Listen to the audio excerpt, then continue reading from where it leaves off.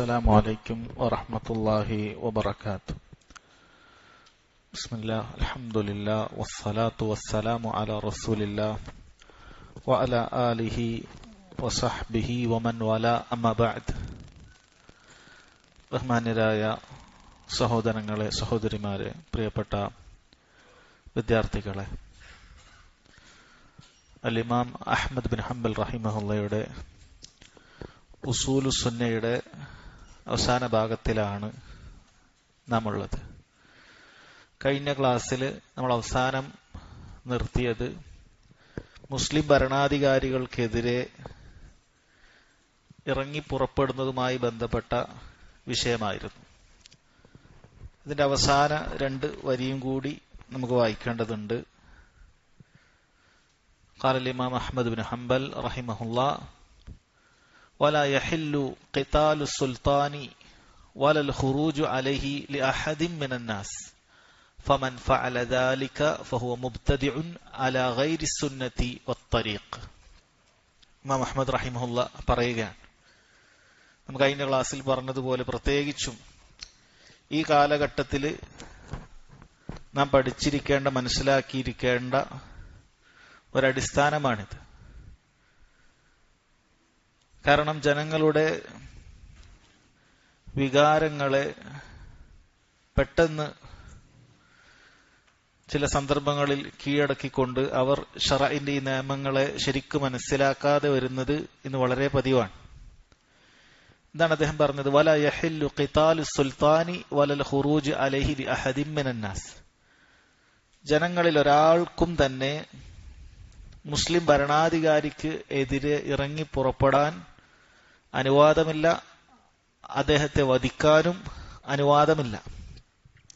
അത് ഈ ഇറങ്ങി പുറപ്പെടുന്ന വ്യക്തി ഒരു വേള ഈ ഭരണാധികാരിയേക്കാൾ ഭരിക്കാൻ അർഹനാണെന്ന് തോന്നിയാൽ പോലും, നമുക്ക് കഴിഞ്ഞ ക്ലാസ്സിൽ പറഞ്ഞതാണ്, ഭരണാധികാരിക്ക് ചില നിബന്ധനകൾ യഥാർത്ഥത്തിൽ വേണ്ടതുണ്ട്. ഭരണത്തിലേക്ക് വരാൻ ചില നിബന്ധനകൾ അയാൾക്കുണ്ടായിരിക്കേണ്ടതുണ്ട്. അതിൽപ്പെട്ടതാണ് അയാൾ ഖുറൈശിയാകുക എന്നുള്ളത്. എന്നാൽ ചില സമയത്ത് അതല്ലാതെ, അല്ല മിക്ക സമയത്തും അതല്ലാത്ത രൂപത്തിൽ മുസ്ലിമീങ്ങളുടെ ഭരണാധികാരികൾ ഉണ്ടാകാറുണ്ട്. പക്ഷെ അങ്ങനെ ഉണ്ടായാലും അയാൾക്കെതിരെ ഇറങ്ങി പുറപ്പെടാൻ പാടില്ല എന്നുള്ളത് കഴിഞ്ഞ ക്ലാസ്സിൽ തന്നെ ഹദീസുകളുടെ അടിസ്ഥാനത്തിൽ നമ്മൾ മനസ്സിലാക്കി. കാരണം നബി സല്ലല്ലാഹു അലൈഹി വസല്ലം പറഞ്ഞത്, നിനക്കുമേൽ അധികാരമുള്ളത് ഒരു അബ്സീനിയൻ അടിമയാണെങ്കിൽ പോലും നീ അയാളെ കേൾക്കുകയും അനുസരിക്കുകയും ചെയ്യേണ്ടതുണ്ട് എന്നാണ്. ഇപ്പോൾ നിബന്ധന എത്താത്ത ഒരാളാണ്. കാരണം നിബന്ധനയിൽപ്പെട്ട മറ്റൊരു കാര്യമാണ് അയാൾ സ്വതന്ത്രനാവുക എന്നുള്ളത്. അടിമയാണ് ഭരിക്കാൻ വന്നതെങ്കിലും അയാളെ കേൾക്കുകയും അനുസരിക്കുകയും വേണമെന്ന് പറഞ്ഞു. അതുകൊണ്ട് തന്നെ ഇവിടെ ഭരിക്കുന്ന വ്യക്തി ചിലപ്പോൾ ഈ പറയുന്ന നിബന്ധനകൾ പൂർത്തിയാക്കാത്ത ആളാണെങ്കിലും വലാ യഹില്ലു ഖിതാലു സുൽത്താൻ, ആ സുൽത്താനെ വധിക്കാൻ പാടില്ല, അനുവദനീയമല്ല. വലൽ ഖുറൂജു അലൈഹി, അയാൾക്കെതിരെ ഇറങ്ങി പുറപ്പെടാനും പാടില്ല. ലി അഹദി മിനന്നാസ്, ജനങ്ങളിൽ ഒരാൾക്കും അത് പാടില്ലാത്തതാണ്. പണ്ഡിതനും അതിന് അവകാശമില്ല, പാമരനും അതിന് അവകാശമില്ല. ആർക്കും ഭരണാധികാരികൾക്കെതിരെ ഇറങ്ങി പുറപ്പെടാൻ അനുവാദമില്ല എന്ന് മനസ്സിലാക്കണം. ഈ കാലഘട്ടങ്ങളിൽ അത്തരത്തിലുള്ള ഖുറൂജിന്റെ മറ്റു പല മുഖങ്ങളാണ് സോഷ്യൽ മീഡിയയിലും മറ്റും ഭരണാധികാരികൾക്കെതിരെ എഴുതി വിടുക എന്നുള്ളത്. മുസ്ലിം ഭരണാധികാരികളെ കുറിച്ചാണ് പറയുന്നത്. ചിലപ്പോഴൊക്കെ ഈ ഒരു വിഷയം, ശരീഅത്തിന്റെ ഈ നിയമം അറിയാത്തത് കൊണ്ട് ചില മുസ്ലിം രാജ്യങ്ങളിൽ നിന്നും ചില പണ്ഡിതന്മാരെ ആ രാജ്യത്തിന്റെ കൈകാര്യകർത്താക്കൾ, ഭരണാധികാരികൾ അറസ്റ്റ് ചെയ്യുകയും ജയിലിലടക്കുകയും ഒക്കെ ചെയ്യുമ്പോൾ സാധാരണക്കാരായ ആളുകൾ അവർ പറയും, കണ്ടില്ലേ, അയാൾ മിമ്പറിൽ ഭരണാധികാരിക്കെതിരെ സംസാരിച്ചതിന്റെ പേരിൽ അയാൾ ജയിലിലടക്കുകയാണ്, ഭരണാധികാരി അക്രമിയാണ് എന്ന ആളുകൾ പറയും. അല്ല, ഭരണാധികാരി യഥാർത്ഥത്തിൽ അക്രമിയാണെങ്കിൽ പോലും അയാൾക്കെതിരെ മിമ്പറിലോ പരസ്യമായോ സംസാരിക്കുകയാണ് എങ്കിൽ യഥാർത്ഥത്തിൽ ഭരണാധികാരി ശരീഅത്ത് പ്രകാരം, നിയമപ്രകാരം ചെയ്യേണ്ട കാര്യം തന്നെയാണ് അയാളെ പിടിച്ചുവെക്കുക എന്നുള്ളത്. ജനങ്ങളെ ഭരണാധികാരികൾക്കെതിരെ തിരിയാൻ അനുവദിക്കുക എന്നുള്ളത് ശരീഅത്തിന് എതിർക്കുന്ന കാര്യമാണ്. നബി സല്ലല്ലാഹു അലൈഹി വസല്ലം എതിർത്തിട്ടുള്ള കാര്യമാണ് അങ്ങനെ ഭരണാധികാരികൾക്കെതിരെ ഇറങ്ങി പുറപ്പെടുക എന്നുള്ളത്.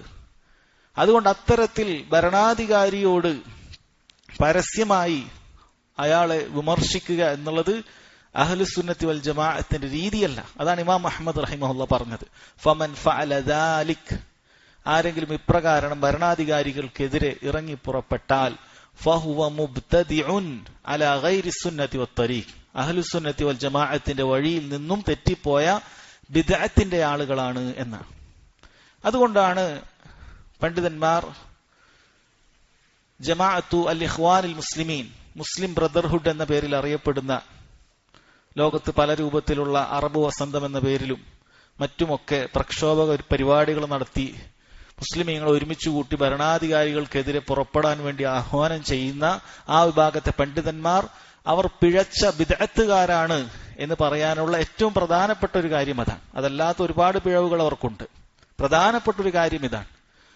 പക്ഷെ ദീനിന്റെ നിയമങ്ങൾ അറിയാത്ത മഹാന്മാരായ പണ്ഡിതന്മാർ എഴുതി വെച്ച ഇത്തരത്തിലുള്ള റിസാലകൾ, കിതാബുകളൊന്നും വായിച്ച് കേട്ട് പരിചയമില്ലാത്ത സാധാരണക്കാർ ഒരുപക്ഷെ അതവർക്ക് തെറ്റായി തോന്നുകയില്ല. ഈജിപ്തിൽ ഭരണാധികാരിക്കെതിരെ തിരിഞ്ഞപ്പോൾ സ്വാഭാവികമായും ഭരണാധികാരി ഇന്ന ആളായിരുന്നു, അയാളുടെ പല പിക്ചറുകൾ പോസ്റ്റ് ചെയ്തുകൊണ്ട് അയാൾ ഇന്ന മഅസിയത്ത് ചെയ്യുന്നു, ഇന്ന തിന്മ ചെയ്യുന്നു, അയാൾ ഇന്ന തിന്മ ചെയ്യുന്ന വ്യക്തിയാണ് എന്ന് പറഞ്ഞുകൊണ്ട് അയാൾ ജനങ്ങളെ ആക്രമിക്കുന്ന വ്യക്തിയാണ് എന്ന വാർത്തകളൊക്കെ പ്രചരിപ്പിച്ചുകൊണ്ട്, ശരിപ്പോ ചില സമയത്ത് ആ വാർത്ത ശരിയായിരിക്കാം, എന്നാൽ പലപ്പോഴും ഇല്ലാത്ത വാർത്തകൾ പ്രചരിപ്പിക്കുക എന്നുള്ളതും ഇവരുടെ രീതിയാണ്. ജനങ്ങളുടെ വികാരം ഇളക്കിവിടുന്നതിന് വേണ്ടി അങ്ങനെയും ഇവർ ചെയ്യാറുണ്ട്. ഇന്ന് സൗദി അറേബ്യയുടെ ഭരണാധികാരികൾക്കെതിരെ അവർ ചെയ്യുന്നത് പോലെ അവിടെ ഇല്ലാത്ത പല കാര്യങ്ങളും പ്രചരിപ്പിച്ചുകൊണ്ട് അവിടെ മദ്യം വിൽക്കുന്നുണ്ട്, അവിടെ അങ്ങനെയാണ്, അവിടെ ഇങ്ങനെയാണ് എന്ന് പറഞ്ഞ് ഇല്ലാത്ത കാര്യങ്ങൾ പ്രചരിപ്പിച്ചുകൊണ്ടും ഭരണാധികാരികൾക്കെതിരെ അവർ ചെയ്യാറുണ്ട്. എന്നാൽ നാം പറഞ്ഞതുപോലെ ഒരു ഭരണാധികാരിയും തെറ്റുകളിൽ നിന്ന് മുക്തരായ ആളുകളൊന്നുമല്ല. അമ്പിയാക്കളെപ്പോലെ മഅസൂമിങ്ങളോ അല്ലെങ്കിൽ മുൻഗാമികളെപ്പോലെ അങ്ങേയറ്റം തഖ്വയുള്ള ആളുകളോ ആണ് എന്നൊന്നും നമ്മൾ പറയുന്നില്ല. അവരിൽ തെറ്റുകൾ ഉണ്ടാകാം. അങ്ങനെ ഉണ്ടായാൽ പോലും അത് ആളുകൾക്ക് ഇടയിൽ പ്രചരിപ്പിച്ചുകൊണ്ട് അവർ സംസാരിക്കുമ്പോൾ ഇത്തരത്തിലുള്ള ദീനിന്റെ നിയമങ്ങൾ അറിയാത്ത സാധാരണക്കാർ വിചാരിക്കും, ശരിയല്ലേ, ഭരണാധികാരി കണ്ടില്ലേ അങ്ങനെയല്ലേ ചെയ്തത്, ഇന്ന് തിന്മകളൊക്കെ അവിടെ കൊണ്ടുവന്നില്ലേ, ഇതൊന്നും മുമ്പുണ്ടായിരുന്നില്ലല്ലോ, അപ്പൊ പിന്നെ പറയണ്ടേ, അത് പറയൽ ശരിയല്ലേ, അത് പറയുന്നയാളെ പിടിച്ചുകൊണ്ടുപോകുക, അയാളൊരു ഹറമിലെ ഇമാമാണെങ്കിലും ശരി അയാളെ പോകുക എന്നുള്ളത് അത് ദീനിന്റെ നിയമമാണ് എന്നുള്ളത് അവർ മനസ്സിലാക്കുകയില്ല. അവർ പലപ്പോഴും വിചാരിക്കും ഈ ഭരണാധികാരി കൂടുതൽ അക്രമിയായി തീർന്നിരിക്കുകയാണ്. തിന്മകൾ ചെയ്യുക വഴി അയാൾ അക്രമിയാണ്, തിന്മകൾ ചെയ്തവനെ പിടിച്ചുകൊണ്ടുപോകുക വഴി അയാൾ വീണ്ടും വലിയ അക്രമിയായിരിക്കുകയാണ്. അല്ല സഹോദരങ്ങളെ, അയാൾ തിന്മ ചെയ്യുന്നവനാണെങ്കിലും ശരി അയാൾക്കെതിരെ പരസ്യമായി രംഗത്ത് വരുന്ന ഇത്തരത്തിലുള്ള ഖവാരിജിയൻ ചിന്തകളുള്ള ഭരണാധികാരികൾക്കെതിരെ ഇറങ്ങി പുറപ്പെടാൻ ആഹ്വാനം ചെയ്യുന്ന ഇത്തരത്തിലുള്ള ചിന്തകളുള്ള പണ്ഡിതന്മാരെ പിടിച്ചുവെക്കുകയും അവരെ തുറുങ്കിലടക്കുകയും ചെയ്യുക എന്നുള്ളത്, അവരെ സംസാരിക്കാൻ അനുവദിക്കാതിരിക്കുക എന്നുള്ളത് ആ ഭരണാധികാരിയുടെ ദൗത്യത്തിൽപ്പെട്ട കാര്യമാണ്. കാരണം ഇയാളുടെ സംസാരം കൊണ്ട് ജനങ്ങളെല്ലാം ഭരണാധികാരികൾക്കെതിരെ ഇറങ്ങി പുറപ്പെട്ടാൽ അതിലേറ്റവും വലിയ നഷ്ടം ജനങ്ങൾക്ക് തന്നെയാണ്, അല്ലാതെ ഭരണാധികാരികൾക്കല്ല. ഭരണാധികാരിക്ക് ഒരുപക്ഷെ ഭരണം നഷ്ടപ്പെട്ടേക്കാം, അയാൾ മറ്റു വല്ല രാജ്യത്തും പോയി സുഖിച്ച് ജീവിക്കാൻ അയാൾക്ക് സാധിക്കും. കാരണം അയാളുടെ 10 or 20 തലമുറക്ക് ജീവിക്കാനുള്ള പണം അയാളുടെ കയ്യിൽ എന്തായാലും ഉണ്ടാക്കും. പക്ഷെ സാധാരണക്കാരെ സംബന്ധിച്ചിടത്തോളം ആ നാട്ടിലെ ക്രമസമാധാനം ഇല്ലാതായി തീരും. എവിടെയും ഒരു സ്വസ്ഥതയില്ല. ആരാണ് ഭരിക്കുന്നത്, എന്താണ് ഇവിടെ നിയമം, ആരാണ് നിയമം നടപ്പാക്കുന്നത് ഒന്നും അറിയാത്ത അവസ്ഥയിൽ ജനങ്ങൾ നട്ടം തിരിയുന്ന അവസ്ഥ ഈ പറയുന്ന അറബ് വസന്തങ്ങളും അതല്ലാത്ത വസന്തങ്ങളും ഒക്കെ നടന്ന രാജ്യങ്ങളിൽ ഇന്ന് നമുക്ക് കണ്ണുകൊണ്ട് കാണാൻ സാധിക്കുന്ന കാര്യമാണ്. ഇതല്ലാതെ തിയറികളല്ല, ഇത് കൃത്യമായി നമുക്ക് കാണാൻ സാധിക്കുന്ന കാര്യമാണ്. എത്ര വലിയ അക്രമിയായ ഭരണാധികാരിയാണെങ്കിലും അവിടെ ഒരു ചിട്ടയും ഒരു നിയമമൊക്കെ ഉണ്ടായിരുന്നു. ഇപ്പോൾ അങ്ങനെയില്ല, തോന്നിയതുപോലെയാണ്. നേരത്തെ ഒരക്രമിയായ ഭരണാധികാരിയെ ഉണ്ടായിട്ടുള്ളൂ. ഇപ്പോൾ എല്ലാ പഞ്ചായത്തിലും അക്രമികൾ ആണ് ഭരിച്ചുകൊണ്ടിരിക്കുന്നത്, അവരാണ് കൈകാര്യങ്ങൾ ചെയ്തുകൊണ്ടിരിക്കുന്നത് എന്ന് ആ നാട്ടുകാർ തന്നെ സാക്ഷ്യപ്പെടുത്തുന്നത് നമ്മൾ കണ്ടതാണ്. എന്നാൽ ഈ ഖാഇദയുടെ അടിസ്ഥാനത്തിൽ അഹ്ലുസുന്നത്തി വൽ ജമാഅത്തിന്റെ ഈ വളരെ പരമപ്രധാനമായ ഈ അടിസ്ഥാനത്തിൽ അങ്ങനെ ചെയ്യാൻ പാടില്ല എന്നുള്ളത് സലഫികളായ പണ്ഡിതന്മാർ അതിനെതിരെ പറയുമ്പോൾ അവരെ കൊട്ടാരം പണ്ഡിതരെന്നും അവർ ഈ ഭരണാധികാരികളിൽ നിന്നും അച്ചാരം വാങ്ങിയിട്ട് ദീനിനെ വളച്ചൊടിക്കുന്നവരാണ് എന്നൊക്കെ പറഞ്ഞ് പരിഹസിക്കുകയും ആക്ഷേപിക്കുകയുമാണ് ഇവർ യഥാർത്ഥത്തിൽ ചെയ്തുകൊണ്ടിരുന്നത്. എന്നാൽ ഒരിക്കലും അങ്ങനെയല്ല. അവർ ഭരണാധികാരികൾക്കെതിരെ സംസാരിക്കാൻ പാടില്ല, ഇറങ്ങി പുറപ്പെടാൻ പാടില്ല എന്ന് പറഞ്ഞ സഹോദരങ്ങള് ദീനിന്റെ നിയമം അങ്ങനെ ആയതുകൊണ്ടാണ്. എത്ര ഹദീസുകളിലാണ് നബി സല്ലല്ലാഹു അലൈഹി വസല്ലം ഈ കാര്യം വളരെ വ്യക്തമായി പറഞ്ഞിട്ടുള്ളത്. പക്ഷെ ഇക്കൂട്ടർ അത് ചെവിക്കൊള്ളാൻ തയ്യാറല്ല. കാരണം ബിദ്അത്തുകൾ അങ്ങനെയാണ്, തിന്മകൾ അങ്ങനെയാണ്. എല്ലാ തിന്മകളും നാം വിചാരിക്കുന്നത് പോലെ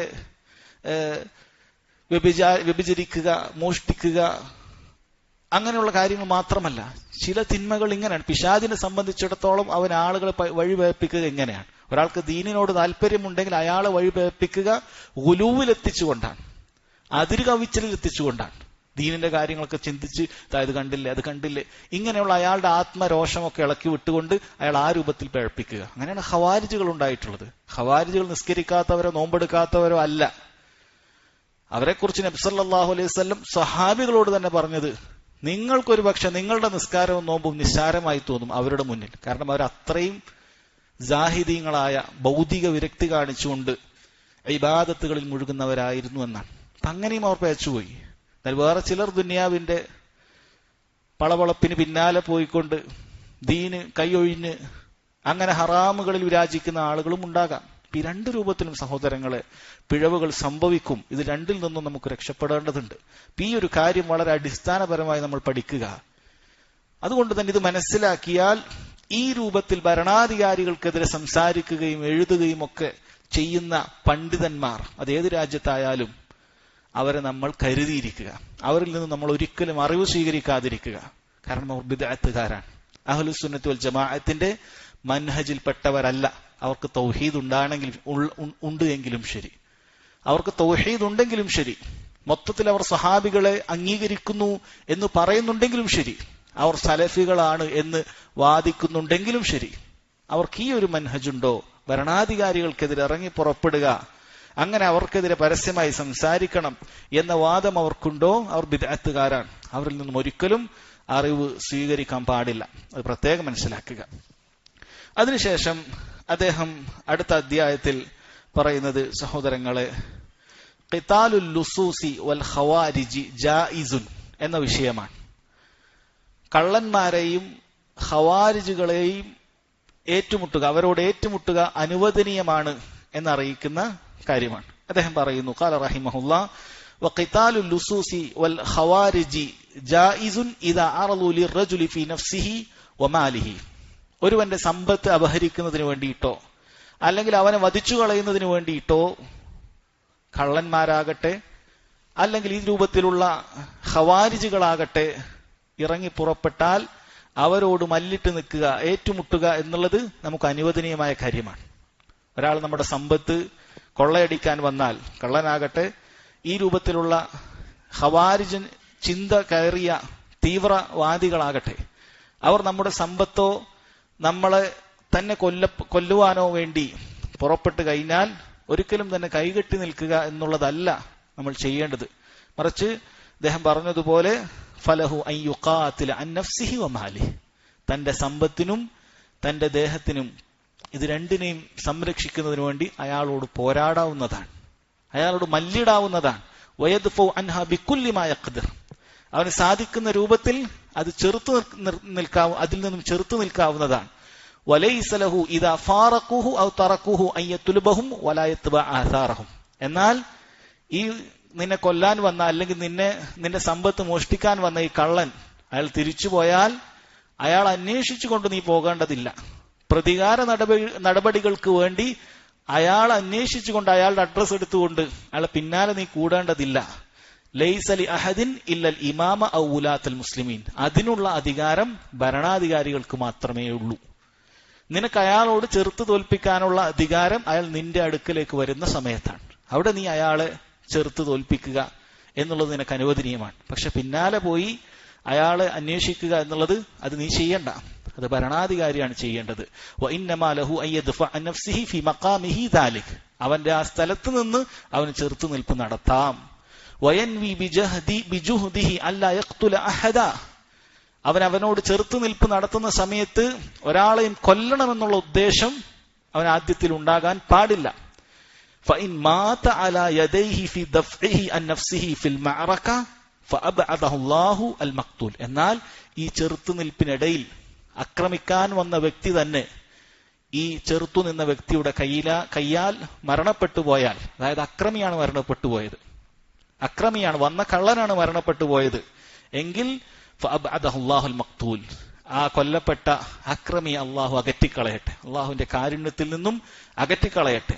വഇൻ ഖുതില ഹാദാ ഫി തിൽകൽ ഹാൽ, എന്നാൽ ആ ഗൃഹനാഥനാണ്, ആ വീട്ടുകാരനാണ്, അയാളാണ് മരണപ്പെട്ടതെങ്കിൽ വഹുവ യദ്ഫഉ അൻ നഫ്സിഹി വമാലിഹി, അവന്റെ സമ്പത്തിനു വേണ്ടിയും അവന്റെ ശരീരത്തിനു വേണ്ടിയും പോരാടുന്നതിനിടയിൽ ഇയാളാണ് മരണപ്പെട്ടത് പോയത്, അക്രമി ഇയാളെ വധിച്ചു കളഞ്ഞു, ഈ ഖവാരിജ് ഇയാളെ വധിച്ചു കളഞ്ഞു, അല്ലെങ്കിൽ കള്ളൻ വധിച്ചു കളഞ്ഞു.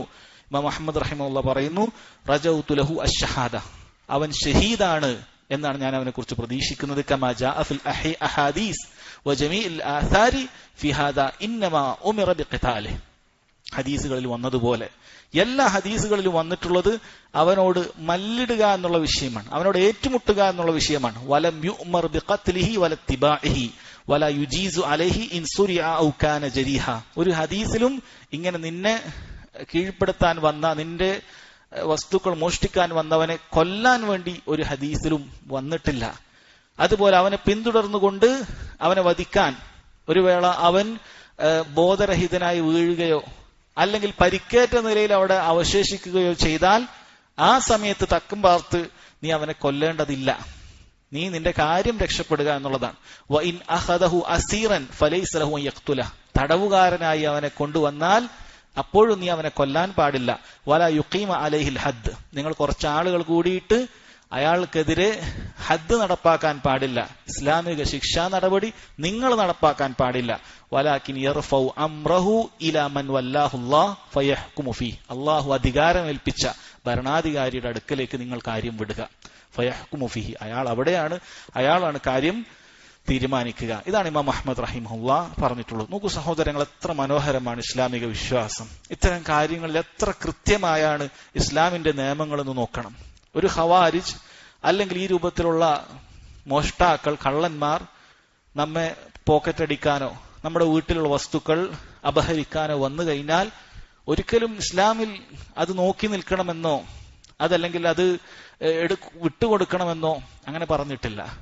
മറിച്ച് നമുക്ക് അയാളെ കീഴ്പ്പെടുത്താൻ സാധിക്കുമെങ്കിൽ സാധിക്കുന്ന രൂപത്തിൽ കീഴ്പ്പെടുത്തണം. പക്ഷേ പണ്ഡിതന്മാർ പറയുന്നു, അവനെ കീഴ്പ്പെടുത്തേണ്ടത് ഏറ്റവും ചെറിയ മാധ്യമം ഉപയോഗിച്ചാണ് ആദ്യം തുടങ്ങേണ്ടത്.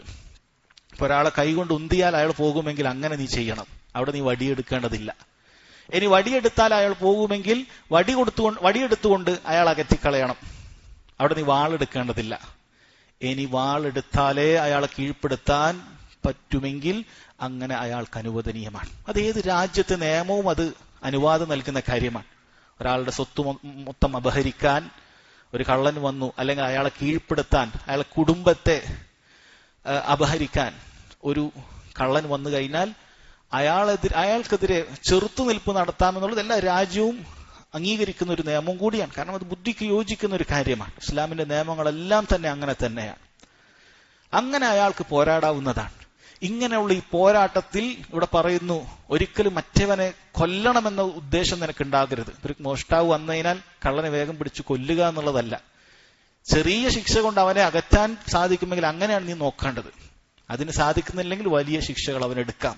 സാധിക്കുന്നത് പോലെ അവനോടുള്ള ചെറുത്തുനിൽപ്പ് നടത്താം. ഈ പോരാട്ടത്തിനിടയിൽ, ഈ ഏറ്റുമുട്ടലിനിടയിൽ ഈ ഗൃഹനാഥൻ അയാൾ പെട്ടുപോവുകയാണെങ്കിൽ അയാൾക്ക് ഷഹീദിന്റെ പ്രതിഫലമുണ്ട് എന്നാണ് അദ്ദേഹം പറഞ്ഞത്. ഹദീസിന്റെ പിൻബലത്തിൽ പറഞ്ഞതാണ്. ഇനി ആ അക്രമിയാണ് അവിടെ മരണപ്പെടുന്നതെങ്കിൽ ഈ വ്യക്തിക്ക് കുറ്റമില്ല. ഇയാളുടെ കയ്യാലാണ് കൊല്ലപ്പെട്ടത് എങ്കിലും അയാൾക്ക് കുറ്റമില്ല. പക്ഷെ നാം നേരത്തെ പറഞ്ഞതുപോലെ ആദ്യഘട്ടത്തിൽ തന്നെ അയാളെ കൊല്ലണമെന്നുള്ള ചിന്തയാകാൻ പാടില്ല നിനക്ക്. അവസാന ഘട്ടത്തിൽ അവൻ എന്നെ കൊല്ലുമെന്നായാൽ, അവൻ എന്റെ ഭാര്യയെ കൊല്ലുമെന്നായാൽ അവൻ എന്റെ മക്കളെ കൊല്ലുമെന്നായാൽ അവന് വേറെ വഴിയില്ല. അവൻ ആ സമയത്ത് അനുവദനീയമാണ് അവനെ ഇല്ലാതാക്കുക എന്നുള്ളത് ദീനുൽ ഇസ്ലാം അവന് അനുവാദം നൽകുന്ന കാര്യമാണ്. നബി സല്ലല്ലാഹു അലൈഹി വസല്ലം പറഞ്ഞു, മൻ ഖുത്തില ദൂന മാലിഹി ഫഹുവ ഷഹീദ്. ആരെങ്കിലും തന്റെ സമ്പത്തിനു വേണ്ടി മരണപ്പെട്ടു പോയിട്ടുണ്ടെങ്കിൽ ഫഹുവ ഷഹീദ്. അവൻ കഷ്ടപ്പെട്ടുണ്ടാക്കിയ മുതലായിരിക്കാം, സ്വർണമായിരിക്കാം, ആഭരണങ്ങളായിരിക്കാം. കള്ളൻ മോഷ്ടിക്കാൻ വന്ന സമയത്ത് അവൻ അതിനെതിരെ പോരാടി അത് വിട്ടുകൊടുക്കാൻ തയ്യാറാകാതെ പോരാട്ടം നടത്തി അയാൾ അവിടെ വെച്ച് മരണപ്പെടുകയാണ് എങ്കിൽ ഫഹുവ ഷഹീദ്, അവന് ഷഹീദിന്റെ പ്രതിഫലമുണ്ട് എന്നാണ്. മൻ ഖുത്തില ദൂന അഹ്ലിഹി ഫഹുവ ഷഹീദ്. തന്റെ കുടുംബത്തിന്റെ വിഷയത്തിൽ ആരെങ്കിലും അപ്രകാരം കൊല്ലപ്പെട്ടാൽ ഫഹുവ ഷഹീദ്, അവന് ഷഹീദിന്റെ പ്രതിഫലമുണ്ട് എന്നാണ് നബി സല്ലല്ലാഹു അലൈഹി വസല്ലം അറിയിച്ചിട്ടുള്ളത്. ഇനി ഖവാരിജുകളുടെ വിഷയത്തിലും ഇങ്ങനെ തന്നെയാണ്. ഖവാരിജുകൾ അവർക്കെതിരെ പോരാടുക എന്നുള്ളത് ഇസ്ലാം അനുശാസിക്കുന്ന കാര്യമാണ്. പക്ഷെ അത് ഭരണാധികാരിയുടെ കീഴിലായിരിക്കണം വേണ്ടത്. ഇന്ന് സൗദി അറേബ്യയും അതുപോലെയുള്ള മറ്റ് ഇസ്ലാമിക രാജ്യങ്ങളുമെല്ലാം തന്നെ ദാഇഷിനെ പോലെയുള്ള ISIS പോലെയുള്ള ഖവാരിജുകൾക്കെതിരെ പോരാടാൻ വേണ്ടി കൈകോർത്തത് അതിന്റെ ഭാഗമാണ്. അത് ഇസ്ലാമിന്റെ നിയമമാണത്. ഖവാരിജുകളെ കൊല്ലുക എന്നുള്ളത് നബി സല്ലല്ലാഹു അലൈഹി വസല്ലം കൽപ്പിച്ചിട്ടുള്ള കാര്യമാണ്. അവിടുത്തെ കാലത്ത് ഖവാരിജുകൾ ഉണ്ടായിരുന്നില്ല. നബി സല്ലല്ലാഹു അലൈഹി വസല്ലം കാലത്ത് ഇറങ്ങി പുറപ്പെടാൻ മാത്രം ഒരു സംഘമായി ഖവാരിജുകൾ ഉണ്ടായിരുന്നില്ല. നബി സല്ലല്ലാഹു അലൈഹി വസല്ലം അതുകൊണ്ട് തന്നെ അറിയിച്ചിട്ടുള്ളത്, അവരെങ്ങാനും ഞാൻ കണ്ടുമുട്ടുമായിരുന്നെങ്കിൽ ഞാൻ അവരെ കൊല്ലപ്പെടുത്തും. സഹാബികളോട് അവരെ കണ്ടുമുട്ടിയാൽ കൊല്ലപ്പെടുത്താൻ കൽപ്പിക്കുകയും ചെയ്തു. അവരെ കൊല്ലുന്നവരാണ് ഏറ്റവും ഖൈറുള്ളവർ എന്ന് നബി സല്ലല്ലാഹു അലൈഹി വസല്ലം സാക്ഷ്യം വഹിച്ചു. അവരാൽ കൊല്ലപ്പെടുന്നവരാണ് ഖൈറുള്ളവർ എന്നും നബി സല്ലല്ലാഹു അലൈഹി വസല്ലം സാക്ഷ്യം വഹിച്ചു.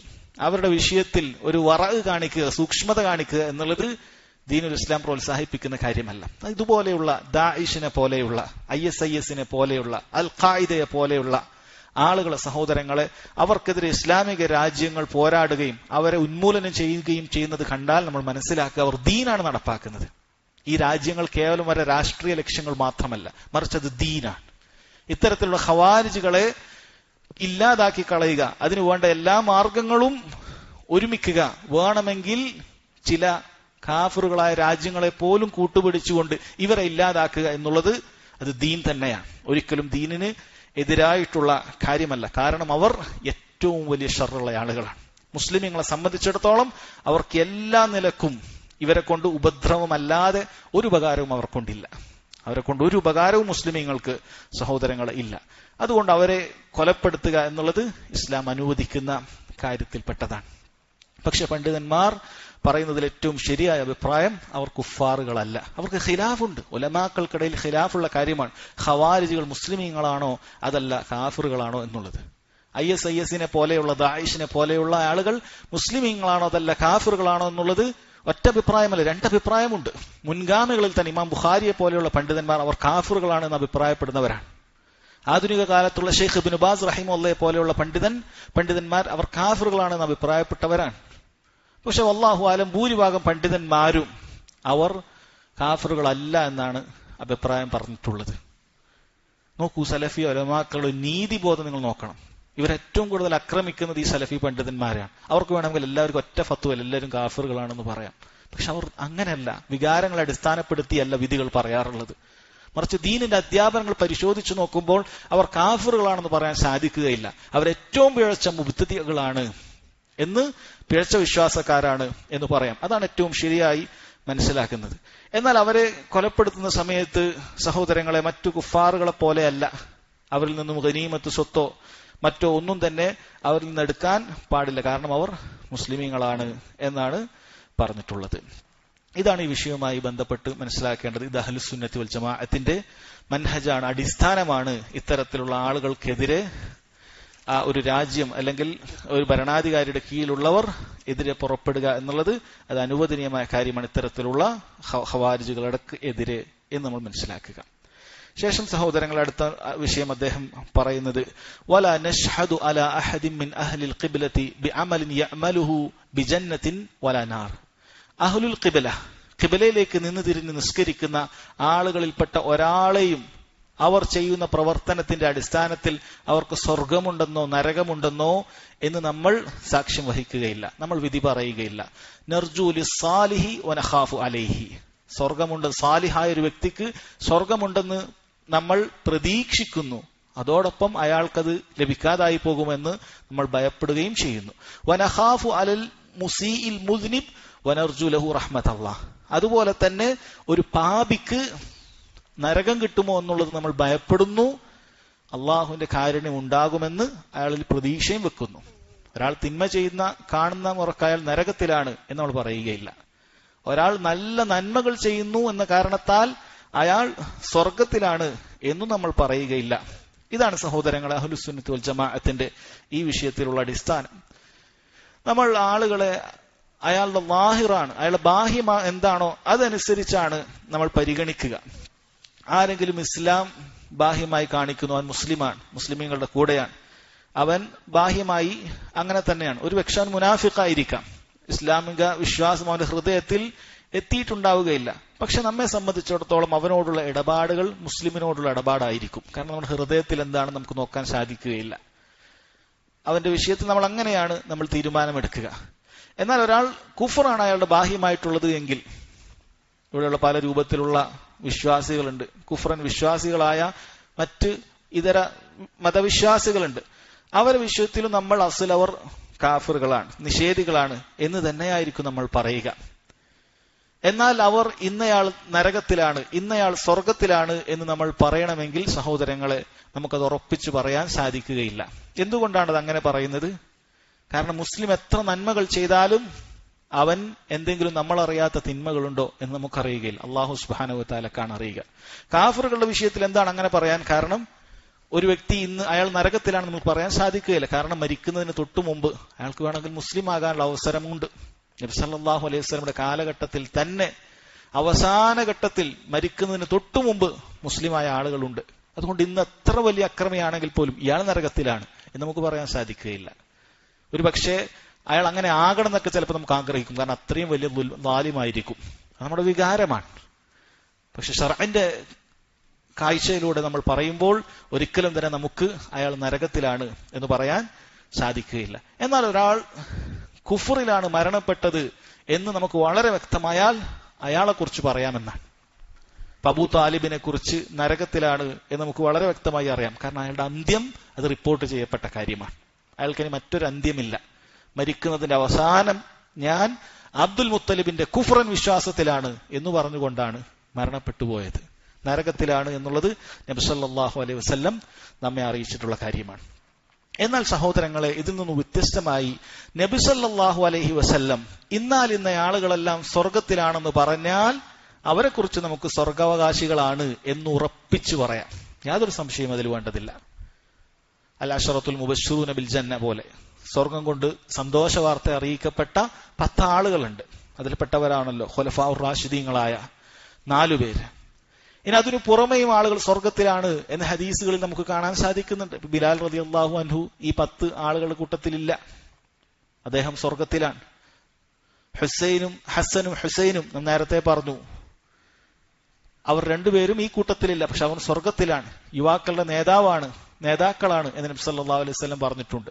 അതുപോലെ അനേകം ഉക്കാശത്ത് ബിൻ മുഹ്സൻ റളിയല്ലാഹു അൻഹു, അദ്ദേഹം സ്വർഗത്തിലാണ്, വിചാരണ കൂടാതെ സ്വർഗത്തിൽ പ്രവേശിക്കുന്നവനാണ് എന്ന് നബി സല്ലല്ലാഹു അലൈഹി വസല്ലം അറിയിച്ചിട്ടുണ്ട്. വേറെയും ധാരാളം പേർ നബി സല്ലല്ലാഹു അലൈഹി വസല്ലം സ്വർഗത്തിൽ അവർ പ്രവേശിക്കുമെന്ന് നമുക്ക് അറിയിച്ചു തന്നിട്ടുണ്ട്. അങ്ങനെ ആരെല്ലാം അറിയിച്ചു വന്നു അവരെല്ലാം സ്വർഗത്തിലാണ് നമുക്ക് പറയാം. അത് യാതൊരു സംശയവും നമുക്ക് വേണ്ടതില്ല.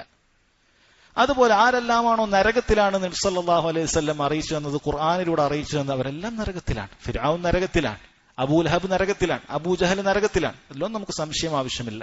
കാരണം അതെല്ലാം ശറഅ് കൊണ്ട് സ്ഥിരപ്പെട്ടുള്ള കാര്യമാണ്. അതല്ലാത്ത ഏതെങ്കിലും ഒരു കാഫിർ ഏതെങ്കിലും ഒരു നാട്ടിൽ നിന്ന് മരിച്ചാൽ ഉടനെ നമുക്ക് നരകത്തിലാണെന്ന് പറയാൻ സാധിക്കാത്തത് അവന്റെ അന്ത്യം എങ്ങനെയായിരുന്നു എന്ന് നമുക്കറിയാത്തത് കൊണ്ടാണ്.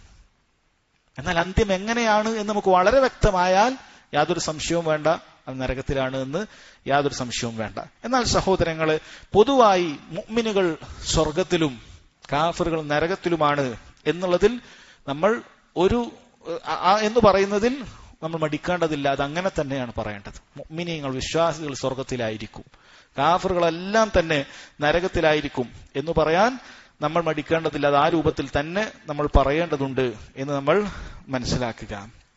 ഇനി സഹോദരങ്ങളെ, മുഅ്മിനീങ്ങളുടെ കൂട്ടത്തിൽ തന്നെ വൻപാപികളായ ആളുകളുണ്ടെങ്കിലും അവരുടെ വിഷയത്തിൽ നമ്മൾ അവരെല്ലാവരും നരകത്തിൽ പ്രവേശിക്കുമെന്ന് പറയുന്നവരല്ല. കാരണം അല്ലാഹു സുബ്ഹാനഹു വ തആലയുടെ മഹത്തായ മഗ്ഫിറത്ത് അവിടെയുണ്ട്. അള്ളാഹു ഉദ്ദേശിക്കുന്നവർക്ക് അള്ളാഹു സുബ്ഹാനഹു വ തആല പുറത്തു കൊടുക്കും. അങ്ങനെ എത്ര വലിയ തിന്മ ചെയ്തവനാണെങ്കിലും അള്ളാഹു ഉദ്ദേശിച്ചവനാണെങ്കിൽ, ശിർക്ക് ചെയ്യാത്തവൻ, കുഫ്ർ ചെയ്യാത്തവൻ, അള്ളാഹു ഉദ്ദേശിച്ചവനാണെങ്കിൽ അള്ളാഹു സുബ്ഹാനഹു വ തആല അവന് പുറത്തു കൊടുക്കുന്നതാണ്. അള്ളാഹു സുബ്ഹാനഹു വ തആല അവനെ ശിക്ഷിക്കാനാണ് ഉദ്ദേശിച്ചത് എങ്കിൽ അവൻ ശിക്ഷിക്കുകയും ചെയ്യും. അതുകൊണ്ട് തന്നെ അങ്ങനെയുള്ള മുവഹിദീങ്ങളെ കുറിച്ച് പോലും നമുക്ക് കൃത്യമായി ഇന്നയാൾ സ്വർഗത്തിലാണ്, ഇന്നയാൾ നരകത്തിലാണ് എന്ന് പറയാൻ സാധിക്കുകയില്ല എന്ന കാര്യം നമ്മൾ മനസ്സിലാക്കുക.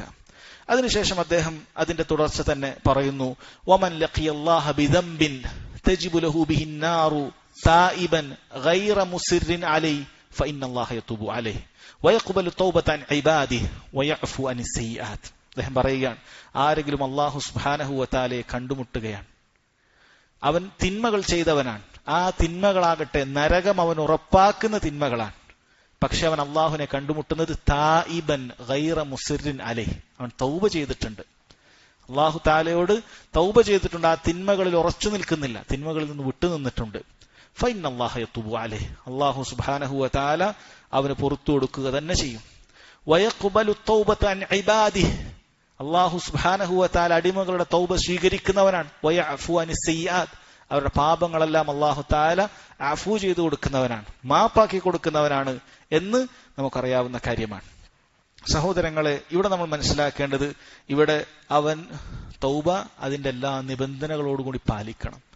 ഒരാൾ നിബന്ധനകളോടുകൂടി തൗബ ചെയ്തു കഴിഞ്ഞാൽ അള്ളാഹു സുബ്ഹാനഹു വ തആല അവന് പാപങ്ങൾ പുറത്തു കൊടുക്കും എന്നുള്ളത് അള്ളാഹുവിന്റെ വാഗ്ദാനമാണ്. അവൻ ആ വാഗ്ദാനം ലംഘിക്കുകയില്ല. പക്ഷെ നമ്മുടെ തൗബ അത് നിബന്ധനകളോടുകൂടിയുള്ള തൗബയായിരിക്കണം എന്നു മാത്രം. അള്ളാഹു സുബ്ഹാനഹു വ തആല സ്വീകരിക്കുന്ന തൗബയായിരിക്കണം എന്ന് മാത്രം. അതിനെന്തു വേണം? നിബന്ധനകളോടുകൂടിയുള്ള തൗബ എന്ന് പറഞ്ഞാൽ സഹോദരങ്ങളെ, അള്ളാഹു സുബ്ഹാനഹു വ തആലയോട് ഇഖ്ലാസോടുകൂടി ആയിരിക്കണം അവൻ തൗബ ചെയ്യുന്നത്. ആളുകളെ കാണിക്കാൻ വേണ്ടി ഞാൻ അതിൽ നിന്നൊക്കെ വിട്ടുനിന്നു എന്ന് പറഞ്ഞിട്ട് കാര്യമില്ല. ഖൽബി തട്ടി ഇഖ്ലാസോടുകൂടി തൗബ ചെയ്യേണ്ടതുണ്ട്. രണ്ടാമത്തെ കാര്യം, അവൻ ആ പാപത്തിൽ നിന്നും പൂർണ്ണമായി വിട്ടുനിൽക്കേണ്ടതുണ്ട്. ആ പാപം ചെയ്തുകൊണ്ടിരിക്കെ തൗബ ചെയ്യുക എന്നുള്ളത് ആ തൗബ നസൂഹായ തൗബയല്ല, അത് അള്ളാഹു സ്വീകരിക്കുന്ന തൗബയല്ല. പാപത്തിൽ നിന്നും പൂർണ്ണമായി വിട്ടുനിൽക്കേണ്ടതുണ്ട്. മൂന്നാമത്, ആ പാപത്തിൽ നിന്നും അവന് ഖേദമുണ്ടാകേണ്ടതുണ്ട്.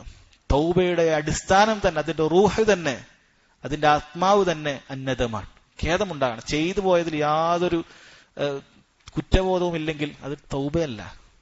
ചെയ്തതിൽ അവന് അങ്ങേയറ്റത്തെ കുറ്റബോധം ഉണ്ടാകണം, നിരാശ ഉണ്ടാകണം, ഇങ്ങനെ ചെയ്തു പോയല്ലോ എന്നുള്ളത്. എന്നിട്ട് അള്ളാഹു സുബ്ഹാനഹു വ തആല പുറത്തു തരുമെന്നുള്ള പ്രതീക്ഷയോടുകൂടി അവൻ തൗബ ചെയ്യേണ്ടതുണ്ട്.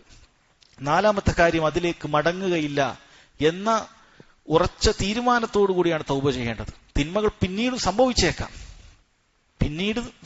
സംഭവിച്ചേക്കാം, പക്ഷേ തൗബ ചെയ്യുന്ന സമയത്ത് ഇനി ഒരിക്കലും മടങ്ങുകയില്ല എന്ന നിയത്തോടു കൂടിയാണ് അവൻ തൗബ ചെയ്യേണ്ടത്.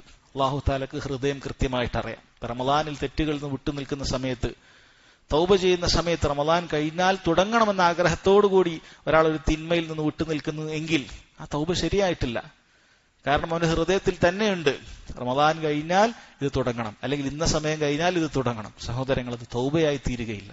അസ്തഗ്ഫിറുല്ലാ എന്ന് നാവ് കൊണ്ട് പറഞ്ഞതായില്ല, ഹൃദയത്തിൽ അതിലേക്ക് ഒരിക്കലും മടങ്ങുകയില്ല എന്ന ആത്മാർത്ഥ ചിന്തയോടുകൂടിയാണ് തൗബയെങ്കിൽ അള്ളാഹു തആല അത് പുറത്തു വരുന്നതാണ്. പിന്നീട് അവന് പാപങ്ങൾ സംഭവിച്ചു, പിന്നീടും അവൻ ഇതുപോലെ ഒരിക്കലും ചെയ്യുകയില്ല എന്ന നിയത്തോടുകൂടി തൗബ ചെയ്തു, അതും അള്ളാഹു തആല പുറത്തു കൊടുക്കുന്നതാണ്. എത്രയാണെങ്കിലും അള്ളാഹു സുബ്ഹാനഹു വ തആല പുറത്തു കൊടുക്കുകയാണ്. പക്ഷേ നിയത്ത് അങ്ങനെ ആയിരിക്കണം, ഒരിക്കലും ഞാൻ മടങ്ങുകയില്ല എന്നായിരിക്കണം. അഞ്ചാമത്തെ നിബന്ധന, ആ തൗബ മരണത്തിന് മുമ്പായിരിക്കണം. നബി സല്ലല്ലാഹു അലൈഹി വസല്ലം പറഞ്ഞല്ലോ, ഇന്നല്ലാഹ യഖ്ബലു തൗബത്തൽ അബ്ദി മാ ലം യുഗർഗിർ. അവന്റെ ഹൃദയത്തിൽ നിന്ന്, അവന്റെ തൊണ്ടക്കുഴിയിൽ നിന്നും റൂഹ് പിരിഞ്ഞു പോകുന്ന സമയത്ത് അവൻ തൗബ ചെയ്താൽ അല്ലാഹു സുബ്ഹാനഹു വ തആല അത് പുറത്തു കൊടുക്കുകയില്ല. അവൻ ചെയ്യാൻ സാധിക്കും, നാവുകൊണ്ട് പറയാൻ സാധിക്കും, മരണം മുന്നിൽ കാണുന്ന സമയത്ത് അസ്തഗ്ഫിറുല്ലാ എന്ന് പറയാൻ സാധിക്കും, പക്ഷെ ആ തൗബ അല്ലാഹു സുബ്ഹാനഹു വ തആല സ്വീകരിക്കുകയില്ല. അതുപോലെ പറഞ്ഞിട്ടുള്ള കാര്യമാണ്, സൂര്യൻ പടിഞ്ഞാറുദിക്കുന്ന സമയത്തും ഒരാൾ തൗബ ചെയ്താൽ ആ തൗബക്ക് അവസരമില്ല. ഖിയാമത്ത് നാളിന്റെ ഏറ്റവും വലിയ അടയാളങ്ങളിൽപ്പെട്ട ഒരു അടയാളമാണല്ലോ. ഖിയാമത്ത് നാളിന്റെ ഏറ്റവും വലിയ അടയാളങ്ങളിൽപ്പെട്ട അവസാനത്തെ അടയാളങ്ങളിൽപ്പെട്ട ഒന്നാണ് സൂര്യൻ പടിഞ്ഞാറുദിക്കുക എന്നുള്ളത്. അത് ഉദിച്ചു കഴിഞ്ഞാൽ ഇവിടെ പിന്നെ തർക്കമൊന്നും ഉണ്ടാവില്ല. കാഫറുകൾക്കോ തിന്മകൾ ചെയ്യുന്നവർക്കോ ആർക്കും തർക്കം ഉണ്ടാവില്ല. എല്ലാവരും വിശ്വസിക്കാൻ തയ്യാറായിരിക്കും.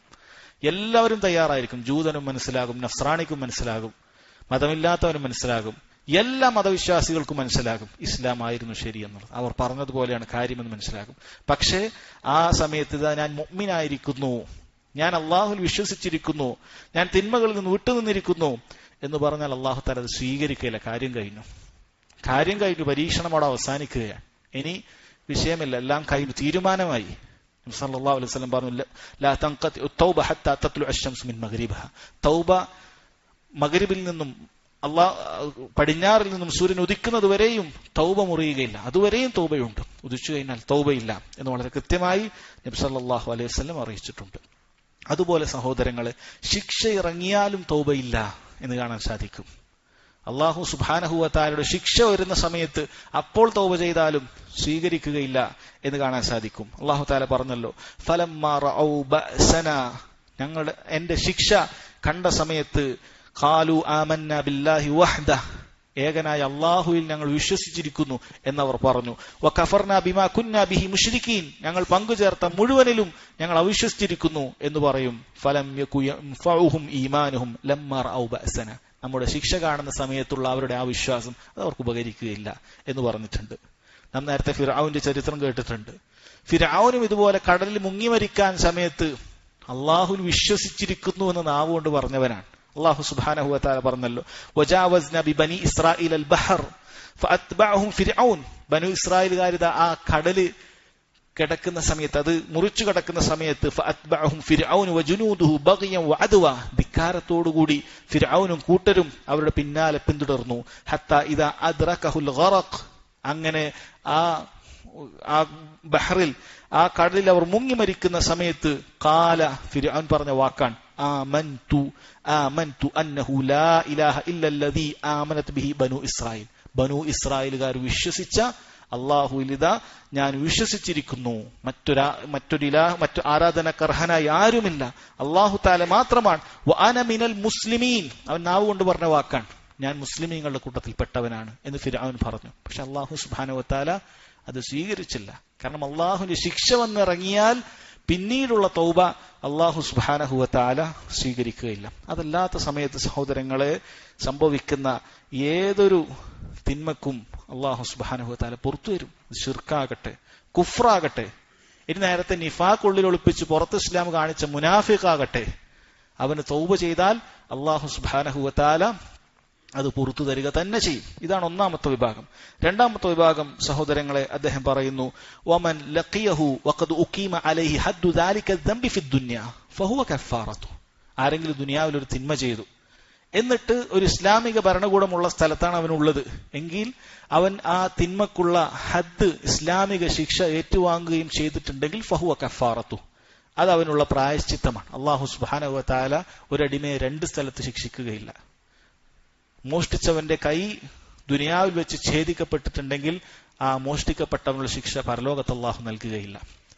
വ്യഭിചരിച്ചവനെ ദുനിയാവിൽ എറിഞ്ഞു കൊല്ലപ്പെട്ടിട്ടുണ്ടെങ്കിൽ, അല്ലെങ്കിൽ അതിനുള്ള വിവാഹിതനല്ലെങ്കിൽ അതിനുള്ള അടി അവൻ ഏറ്റുവാങ്ങിയിട്ടുണ്ട് എങ്കിൽ അല്ലാഹു തആല ആഖിറത്തിൽ ആ ശിക്ഷ അവൻ നൽകുകയില്ല. അതവന്റെ പ്രായശ്ചിത്തമാണ്. ദുനിയാവിലുള്ള അവന്റെ ഹദ്ദ് അല്ലാഹു സുബ്ഹാനഹു വ തആല അവന്റെ പ്രായശ്ചിത്തമായി വെക്കുകയാണ്. കമാ ജാഅ ഫിൽ ഖബ്രി അൻ റസൂലുള്ളാഹി സ്വല്ലല്ലാഹു അലൈഹി വസല്ലം, റസൂലുള്ളാഹി സ്വല്ലല്ലാഹു അലൈഹി വസല്ലമയുടെ ഹദീസിൽ അത് വളരെ വ്യക്തമായി വന്നതുപോലെ. മൂന്നാമത്തെ വിഭാഗം സഹോദരങ്ങളെ, വമൻ ലഖിയഹു മുസിറൻ ഗൈറ തായിബിൻ മിനൽ ദുനൂബ്, ഒരാൾ തിന്മ ചെയ്തുകൊണ്ടേയിരിക്കുകയാണ്, അവൻ അതിൽ നിന്ന് തൗബ ചെയ്തിട്ടില്ല, തിന്മയിൽ നിന്ന് പിൻവാങ്ങിയിട്ടുമില്ല, അവൻ മരണപ്പെട്ടുപോയി. അള്ളാഹുവിനെ കണ്ടുമുട്ടുന്ന രംഗത്ത് അവനെക്കുറിച്ച് നമ്മൾ മനസ്സിലാക്കേണ്ടത് അവന്റെ തിന്മ എങ്ങനെയുള്ളതാണ്. അല്ലതി ഖദ് ഇസ്തൗജബ ബിഹൽ ഉഖൂബ, അള്ളാഹു ശിക്ഷ നൽകുമെന്ന് പറഞ്ഞ തിന്മകളാണ്. വിചാരമാകട്ടെ, മോഷണമാകട്ടെ, അങ്ങനെയുള്ള ലഹരികളാകട്ടെ, അള്ളാഹു തആല കടുത്ത ശിക്ഷ പറഞ്ഞ തിന്മകൾ തന്നെയാണ്. അവനതിൽ തൗബ ചെയ്യാൻ സാധിച്ചിട്ടില്ല, അവനതിൽ തുടർന്നുകൊണ്ടേയിരിക്കുകയാണ് എങ്കിൽ ഫഅംറുഹു ഇലല്ലാഹ്, അവന്റെ കാര്യം അള്ളാഹുവിന്റെ കയ്യിലാണ്, നമ്മുടെ കയ്യിലല്ല. ഇൻഷാ അസ്ദബ വ ഇൻഷാ ഗഫറ ലഹ്, അള്ളാഹു ഉദ്ദേശിക്കുകയാണെങ്കിൽ അവന് ശിക്ഷിക്കും, അള്ളാഹു ഉദ്ദേശിക്കുകയാണെങ്കിൽ അവന് പുറത്തു കൊടുക്കും എന്നാണ് അദ്ദേഹം പറയുന്നത്. അപ്പോൾ സഹോദരങ്ങൾ, എന്താണ് ഈ വിഷയം? അള്ളാഹു സുബ്ഹാനഹു വ തആല മുവഹിദായ ഒരു വ്യക്തി, അവൻ തിന്മകളിലാണ് അവനുള്ളത് എങ്കിൽ, അവൻ തൗബ ചെയ്യാൻ അവസരം കിട്ടിയിട്ടില്ല എങ്കിൽ അള്ളാഹു തആല പറഞ്ഞതുപോലെ ഇന്നല്ലാഹ ലാ യഗ്ഫിറു യുശ്റക ബിഹി, ശിർക്ക് ചെയ്യുന്ന അള്ളാഹു തആല പുറത്തു കൊടുക്കുകയില്ല. എപ്പോൾ? മരണപ്പെട്ട് അള്ളാഹുവിന്റെ അടുക്കൽ എത്തിയാൽ. ദുനിയാവിൽ അള്ളാഹു പുറത്തു കൊടുക്കും, ശിർക്കിൽ തൗബ ചെയ്താൽ അള്ളാഹു പുറത്തു കൊടുക്കും. വയഗ്ഫിറു മാ ദൂന ദാലിക്, അതിന് കീഴെയുള്ള എല്ലാം അള്ളാഹു തആല പുറത്തു കൊടുക്കും ലിമൻ യശ, അള്ളാഹു ഉദ്ദേശിക്കുന്നവർക്ക്. നമുക്കറിയുകയില്ല, നമ്മൾ ഒരിക്കലും വഞ്ചിതരാകാൻ പാടില്ല. എനിക്ക് തൗഹീദ് ഉണ്ടല്ലോ, അള്ളാഹു പുറത്തു വരും, നമ്മൾ ഒരിക്കലും വഞ്ചിതരാകാൻ പാടില്ല.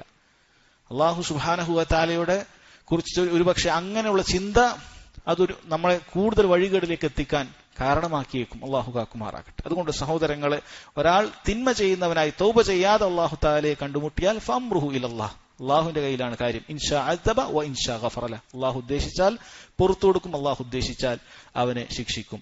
നാലാമത്തെ വ്യക്തി അള്ളാഹുവിനെ കണ്ടുമുട്ടുന്നവൻ വമൻ ലഖിയഹു വഹുവ കാഫിറുൻ, കാഫിറായിട്ടാണ് ഒരാൾ അള്ളാഹുവിനെ കണ്ടുമുട്ടുന്നത് എങ്കിൽ, മുവഹിദല്ല, തൗഹീദില്ല, ശിർക്കിലും കുഫ്റിലുമാണെങ്കിൽ അദബഹു വലം യഗ്ഫിർ ലഹു, അള്ളാഹു അവനെ ശിക്ഷിക്കുന്നതാണ്, അവനൊരിക്കലും പുറത്തു കൊടുക്കുകയില്ല. ഇതാണ് 4 വിഭാഗം സഹോദരങ്ങളെ. 4 വിഭാഗം എങ്ങനെയായിരിക്കും? ഇതാണ് അഹ്ലുസ് സുന്നത്തി വൽ ജമാഅ ഇക്കൂട്ടരെ കുറിച്ച് വിശ്വസിക്കുന്നത് എന്ന് മനസ്സിലാക്കുക. പിന്നീട് അദ്ദേഹം പറയുന്നത് والرجم حق على من زنى وقد أحسن إذا اعترف أو قامت عليه بينة وقد رجم رسول الله صلى الله عليه وسلم وقد رجمت الأئمة الراشدون. الرجم എന്ന് പറഞ്ഞാൽ സഹോദരങ്ങൾ വ്യഭിചാരി എറിഞ്ഞുകൊല്ലുക എന്നുള്ളതാണ്. അത് ഹഖാണ്, അത് ദീനിലുള്ള നിയമമാണ്. അലാമൻ, ആരെയാണ് എറിഞ്ഞു കൊല്ലുക? അലാമൻ സന വഖദ് അഹ്സൻ, കല്യാണ ശേഷം അഥവാ വിവാഹം ചെയ്തതിന് ശേഷം ഒരുവൻ വ്യഭിചരിക്കുകയാണെങ്കിൽ, അല്ലാഹു തആല വിവാഹം ചെയ്യാനുള്ള അവസരം അവന് നൽകി, ആ വിവാഹം ചെയ്ത ഭാര്യ അവനോടൊപ്പം ഉണ്ടായാലും ശരി, അതല്ല അവൻ ആ ഭാര്യയെ ഉപേക്ഷിച്ച് തലാഖ് ചെയ്തവനാണെങ്കിൽ ശരി, ഒരു തവണ അവൻ വിവാഹം ചെയ്തിട്ടുണ്ടോ, അങ്ങനെ അവൻ അതിനുശേഷം വ്യഭിചരിക്കുകയും ചെയ്താൽ വർറജ്ം, അവന്റെ മേൽ കല്ലേറുണ്ടാകുന്നതാണ്. കല്ലേർ അവന് സ്ഥിരപ്പെട്ടിട്ടുള്ള കാര്യമാണ്. പക്ഷെ എപ്പോൾ? ഇത് തറഫ്, അവൻ അംഗീകരിക്കണം, ഞാൻ വ്യഭിചരിച്ചു എന്ന് ഈ വ്യക്തി അംഗീകരിച്ചാൽ. അല്ലെങ്കിൽ ഔ ഖാമത്ത് അലൈഹി ബയ്യിന, അവന് മേൽ വ്യക്തമായ തെളിവ് വേണം. എപ്പോഴാണ് വ്യക്തമായ തെളിവുണ്ടാകുക?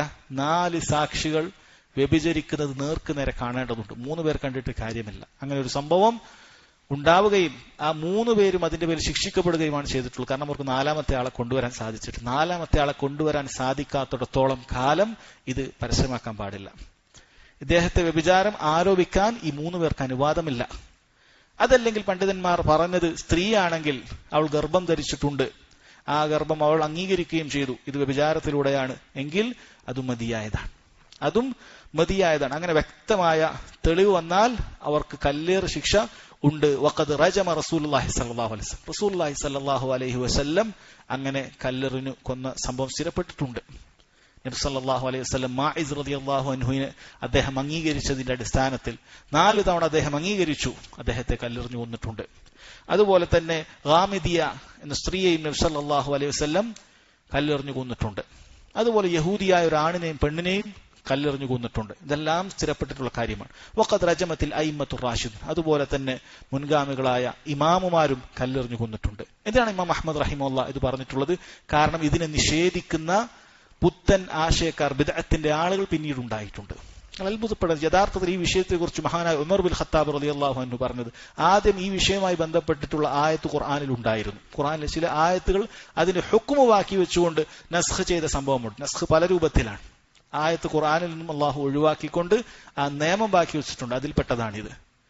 ഉമർ ബിൻ ഖത്താബ് റളിയല്ലാഹു അൻഹു പറയുമായിരുന്നു, ഞാൻ ഈ വിഷയത്തിൽ പിൽക്കാലത്ത് ചില ആളുകൾ വരികയും വ്യഭിചാരത്തിന് ചാട്ടാവാറടി മാത്രമേ ഉള്ളൂ എന്ന് വാദിക്കുകയും ചെയ്യുമെന്ന് ഞാൻ ഭയപ്പെടുന്നു. എന്നാൽ അള്ളാഹുവിന്റെ കിതാബ് കൊണ്ട് വ്യഭിചാരി വിവാഹിതനാണെങ്കിൽ അവനെ എറിഞ്ഞു കൊല്ലുക എന്നുള്ള നിയമമുണ്ട്. ഇങ്ങനെ അതിനെതിരായി സംസാരിക്കുന്നവർ ഉണ്ടാകുമെന്ന് ഞാൻ ഭയപ്പെടുന്നു എന്ന് ഉമർ ബിൻ ഖത്താബ് റളിയല്ലാഹു അൻഹു പറഞ്ഞിട്ടുണ്ട്. അങ്ങനെ പറഞ്ഞവരുണ്ടായിട്ടുണ്ട്. നമ്മുടെ നാട്ടിൽ പോലും ഉണ്ടായിട്ടുണ്ട്, കേരളക്കരയിൽ പോലും ഉണ്ടായിട്ടുണ്ട്. ഇത് ഖുർആനിൽ ഇല്ലാത്ത നിയമമാണ്, ദീനിലില്ലാത്ത നിയമമാണ്, അങ്ങനെ ഒരു നിയമം ഇസ്ലാമിലില്ല എന്ന് വാദിക്കുന്നവരുണ്ടായിട്ടുണ്ട്. അതുകൊണ്ടാണ് ഈ വിഷയം അദ്ദേഹം പ്രത്യേകം എടുത്തു കൊണ്ടുവന്നിട്ടുള്ളത്. അത്തരത്തിലുള്ള ബിദ്അത്തുകാർക്കുള്ള മറുപടിയായിട്ടാണ് അദ്ദേഹം ഇത് പ്രത്യേകം എടുത്തു കൊണ്ടുവന്നിട്ടുള്ളത് എന്ന് കാണാൻ സാധിക്കും. അടുത്തത് സഹോദരങ്ങളെ, സഹാബത്തിനെ ആക്ഷേപിക്കുന്നവരുമായി ബന്ധപ്പെട്ട വിഷയമാണ്. അദ്ദേഹം പറയുന്നു, വമൻ ഇൻതഖസ അഹദൻ മിൻ അസ്ഹാബി റസൂലില്ലാഹി സ്വല്ലല്ലാഹു അലൈഹി വസല്ലം ഔ അബ്ഗളഹു ബിഹദസിൻ കാന മിൻഹു ഔ ദക്കറ മസാവിയഹു കാന മുബ്തദിഅൻ. ആരെങ്കിലും നബി സല്ലല്ലാഹു അലൈഹി വസല്ലമയുടെ സഹാബികളെ, അവരിൽ ഒരാളെയെങ്കിലും അവരിൽ സംഭവിച്ചു പോയ എന്തെങ്കിലുമൊക്കെ ഒരു കുറവിന്റെ പേരിൽ, അവരിൽ സംഭവിച്ചു പോയ എന്തെങ്കിലുമൊക്കെ തെറ്റിന്റെ പേരിൽ അവരെ ആക്ഷേപിക്കുന്നുണ്ട് എങ്കിൽ കാന മുബ്തദിഅൻ, അവൻ ബിദ്അത്തുകാരനാണ്. ഹത്താ യതറഹമ അലൈഹിം ജമീഅൻ, അവൻ അവരിൽ എല്ലാവർക്കും അവൻ എന്ത് ചെയ്യണം? റഹ്മത്ത് ചൊരിയേണ്ടതുണ്ട്, അവരെല്ലാവരും അവൻ അംഗീകരിക്കേണ്ടതുണ്ട്. വയഖൂനു ഖൽബുഹു ലഹും സലീമ, അവരുടെ എല്ലാവരുടെയും വിഷയത്തിൽ അവന്റെ ഹൃദയം നേരെയാകേണ്ടതുണ്ട്. നബി സല്ലല്ലാഹു അലൈഹി വസല്ലമയെ സഹാബികളെ ആക്ഷേപിക്കുന്നവർ സഹോദരങ്ങളെ, അവർ അഹ്ലുസുന്നത്തി വൽ ജമാഅത്തിൽ പെട്ടവരല്ല. നമുക്കറിയാം, സഹാബികളെ ശപിക്കുന്ന, പേര് കേട്ടാൽ ശപിക്കുന്നവരാണ് ഷിയാക്കളിലെ റാഫിളുകൾ. അതല്ലാത്ത ഷിയാക്കളും അവരിൽ ഡോസ് കൂടിയവരും കുറഞ്ഞവരുമുണ്ട്. ചിലർ സഹാബികളെ മുഴുവൻ കാഫിറാക്കുന്നെങ്കിൽ ചിലരെ കാഫിറാക്കുന്നു, ചിലരെ ഒഴിവാക്കുന്നു. ഷിയാക്കളുടെ പൊതു സ്വഭാവമാണ് സഹാബികളെ കാഫിറാക്കുക എന്നുള്ളത്. ഷിയാക്കൾ ബിദ്അത്തുകാരാണ് എന്ന് പറയാനുള്ള ഒരു കാരണം ഇതാണ്. എന്നാൽ അഹ്ലുസുന്നത്തി വൽ ജമാഅത്തിൽപ്പെട്ട ചിലരും, അതായത് ഷിയാക്കളല്ലാത്ത ബാക്കിയുള്ള ആളുകൾ, അവരെല്ലാവരും സലഫികളല്ല, അതിൽപ്പെട്ട ഷിയാക്കളല്ലാത്ത ആളുകളും ഷിയാ സ്വാധീനത്തിൽ പെട്ടുകൊണ്ട് നബി സല്ലല്ലാഹു അലൈഹി വസല്ലം സ്വർഗം കൊണ്ട് സന്തോഷ വാർത്ത അറിയിക്കപ്പെട്ട ഉസ്മാൻ റളിയല്ലാഹു അൻഹുവിനെ വരെ മോശം പറഞ്ഞുകൊണ്ട്, അദ്ദേഹത്തെ ഭരണത്തെ ഇകഴ്ത്തിക്കാട്ടിക്കൊണ്ട് അദ്ദേഹത്തെ കുറ്റം പറയുന്ന ആളുകളെ കാണാൻ സാധിക്കും. അല്ലെങ്കിൽ മുആവിയ റളിയല്ലാഹു അൻഹുവിനെ കുറ്റം പറയുന്നത് കാണാൻ സാധിക്കും. സഹോദരങ്ങൾ, അത് ബിദ്അത്തുകാരുടെ ലക്ഷണമാണ്.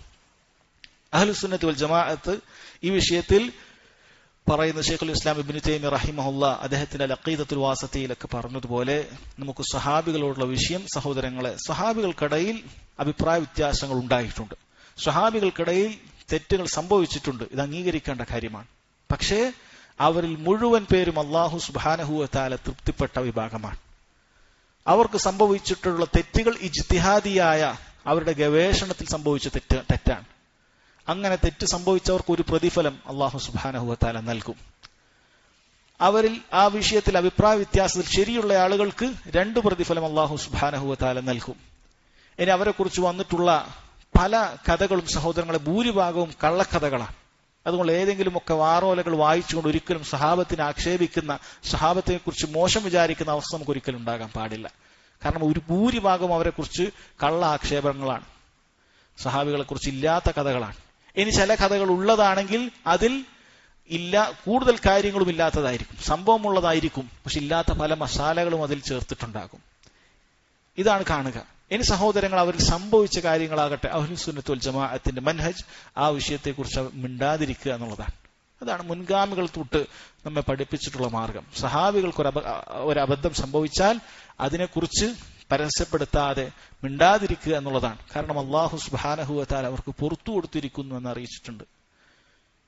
അഹ്ലുൽ ബദറിൽപ്പെട്ട ബദരീങ്ങളായ ആളുകൾക്ക് അല്ലാഹു സുബ്ഹാനഹു വ തആല അവരുടെ മുഴുവൻ പാപങ്ങളും പുറത്തു കൊടുത്തിട്ടുണ്ട് എന്ന് അറിയിച്ചിട്ടുള്ള കാര്യമാണ്. ബൈഅത്തു റിദ്വാനിൽ ബൈഅത്ത് ചെയ്ത മുഴുവൻ പേർക്കും അല്ലാഹു സുബ്ഹാനഹു വ തആല സ്വർഗം നൽകിയിട്ടുണ്ട് എന്ന് അറിയിച്ചിട്ടുള്ള കാര്യമാണ്. അതുകൊണ്ട് സഹാബികൾക്കിടയിൽ ഉണ്ടായിരുന്ന അഭിപ്രായ വ്യത്യാസം അത് പരീക്ഷണമായിരുന്നു. നേരത്തെ മനസ്സിലാക്കിയതുപോലെ അഹ്ലുസുന്നത്തിനെയും അഹ്ലുൽ ബിദ്അത്തിനെയും വേർതിരിക്കാനുള്ള പല പരീക്ഷണങ്ങളുമാണ് സ്വഹാബികൾക്ക് ഇടയിലുണ്ടായിരുന്ന ഇത്തരത്തിലുള്ള പല അഭിപ്രായ വ്യത്യാസങ്ങളും എന്ന് നമുക്ക് കാണാൻ സാധിക്കും. അതുകൊണ്ട് ആ വിഷയത്തിൽ വളരെ ഗൗരവത്തിൽ മനസ്സിലാക്കുക. നബി സല്ലല്ലാഹു അലൈഹി വസല്ലം പറഞ്ഞല്ലോ, ലാ തസുബ്ബു അസ്ഹാബി, നിങ്ങൾ എന്റെ സഹാബത്തിന് കുറ്റം പറയാൻ പാടില്ല. ലാ തസുബ്ബു അസ്ഹാബി, നിങ്ങൾ എന്റെ സഹാബത്തിനെ കുറ്റം പറയാൻ പാടില്ല എന്ന് നബി സല്ലല്ലാഹു അലൈഹി വസല്ലം പറഞ്ഞു. ഫവല്ലദി നഫ്സി ബിയദിഹി ലൗ അന്ന അഹദകും അൻഫഖ മിസ്ല ഉഹുദിൻ ദഹബ, അല്ലാഹു തന്നെ സത്യം, നിങ്ങളിൽ ഒരാൾ ഉഹുദ് മലയോളം സ്വർണം ചെലവഴിച്ചാലും മാ ബലഗ മുദ്ദ അഹദിഹിം വലാ നസീഫ, സഹാബികൾ ഒരു മുദ്ദ് അവരൊരു കൈ കൊണ്ട് കൊടുക്കുന്ന അത്ര അല്ലെങ്കിൽ അതിന്റെ പകുതി പോലും അതാവുകയില്ല. നിങ്ങളൊരു ഉഹുദ് മലയോളം സ്വർണം ചിലവഴിച്ചാൽ. നിങ്ങൾ മനസ്സിലാക്കേണ്ടത്, ഇത് നബി സല്ലല്ലാഹു അലൈഹി വസല്ലം പറഞ്ഞത് സ്വഹാബികളിൽ തന്നെ ചിലരോടാണ്. കാരണം സഹാബികൾ കൂട്ടത്തിലെല്ലാം ഒരേ ദർജയിലല്ല എന്ന് നേരത്തെ പറഞ്ഞിട്ടുണ്ട്. ഈ സംഭവത്തിന്റെ പശ്ചാത്തലം എന്ന് പറയുന്നത് മഹാനായ സ്വഹാബി അബ്ദുറഹ്മാൻ ബിൻ ഔഫും ഖാലിദ് ബിൻ വലീദും റളിയല്ലാഹു അൻഹുമ തമ്മിൽ ചെറിയ അഭിപ്രായ വ്യത്യാസം ഉണ്ടായപ്പോൾ, ചെറിയ അഭിപ്രായ വ്യത്യാസം പരസ്പരം വന്നപ്പോൾ ഇതിൽ ആദ്യം ഇസ്ലാം സ്വീകരിച്ച ആളുകളിൽപ്പെട്ടതാണ് അബ്ദുറഹ്മാൻ ബിൻ ഔഫിനെ പോലെയുള്ള സാബിഖീങ്ങളിൽപ്പെട്ടവരാണെന്ന് പറയും.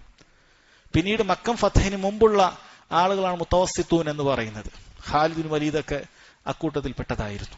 പിന്നീട് അതിനുശേഷം വന്ന മക്കം ഫത്തിന് ശേഷം സ്വീകരിച്ച സ്വഹാബികളുണ്ട്. അപ്പോൾ ആദ്യം ഇസ്ലാം സ്വീകരിച്ച സഹാബികൾക്ക് ഇത്രയും ദർജയുണ്ട് എന്നാണ് ശേഷക്കാരോട് നബി സല്ലല്ലാഹു അലൈഹി വസല്ലം പറഞ്ഞത്. അപ്പൊ നമ്മുടെ അവസ്ഥ എന്തായിരിക്കും? അവർ പോലും ഇത്ര ചെലവഴിച്ചാൽ ആദ്യക്കാരായ സഹാബികളുടെ അത്തരത്തിലേക്ക് വരികയില്ല എന്നാണ് സഹോദരങ്ങളെ നബി സല്ലല്ലാഹു അലൈഹി വസല്ലം പറഞ്ഞത് എന്ന് നമ്മൾ മനസ്സിലാക്കുക.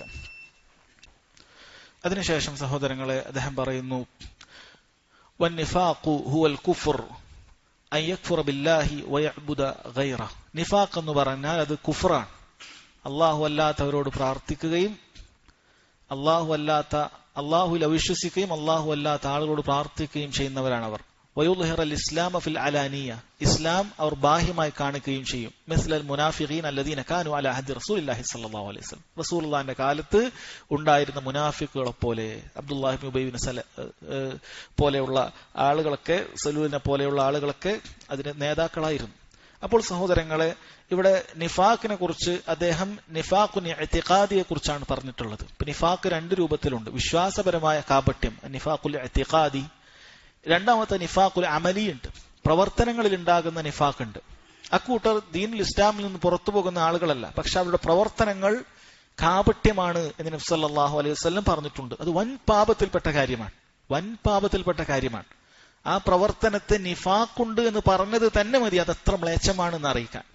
അതായത് സംസാരിച്ചാൽ കളവ് പറയുക, എപ്പോഴും കളവ്, തെറ്റിയാൽ തെമ്മാടിത്തരം പറയുക, അതുപോലെ തന്നെ വാഗ്ദാനം നൽകിയാൽ അത് ലംഘിക്കുക. ഇങ്ങനെയുള്ള എല്ലാ ഗുണങ്ങളും ഒത്തുചേർന്നിട്ടുള്ളവരാണെങ്കിൽ കാന മുനാഫിഖൻ ഖാലിസൻ എന്നാണ് അവനെ കുറിച്ച് പറഞ്ഞത്. അവൻ പച്ചയായ മുനാഫിഖാണ് എന്നാണ് പറഞ്ഞിട്ടുള്ളത്.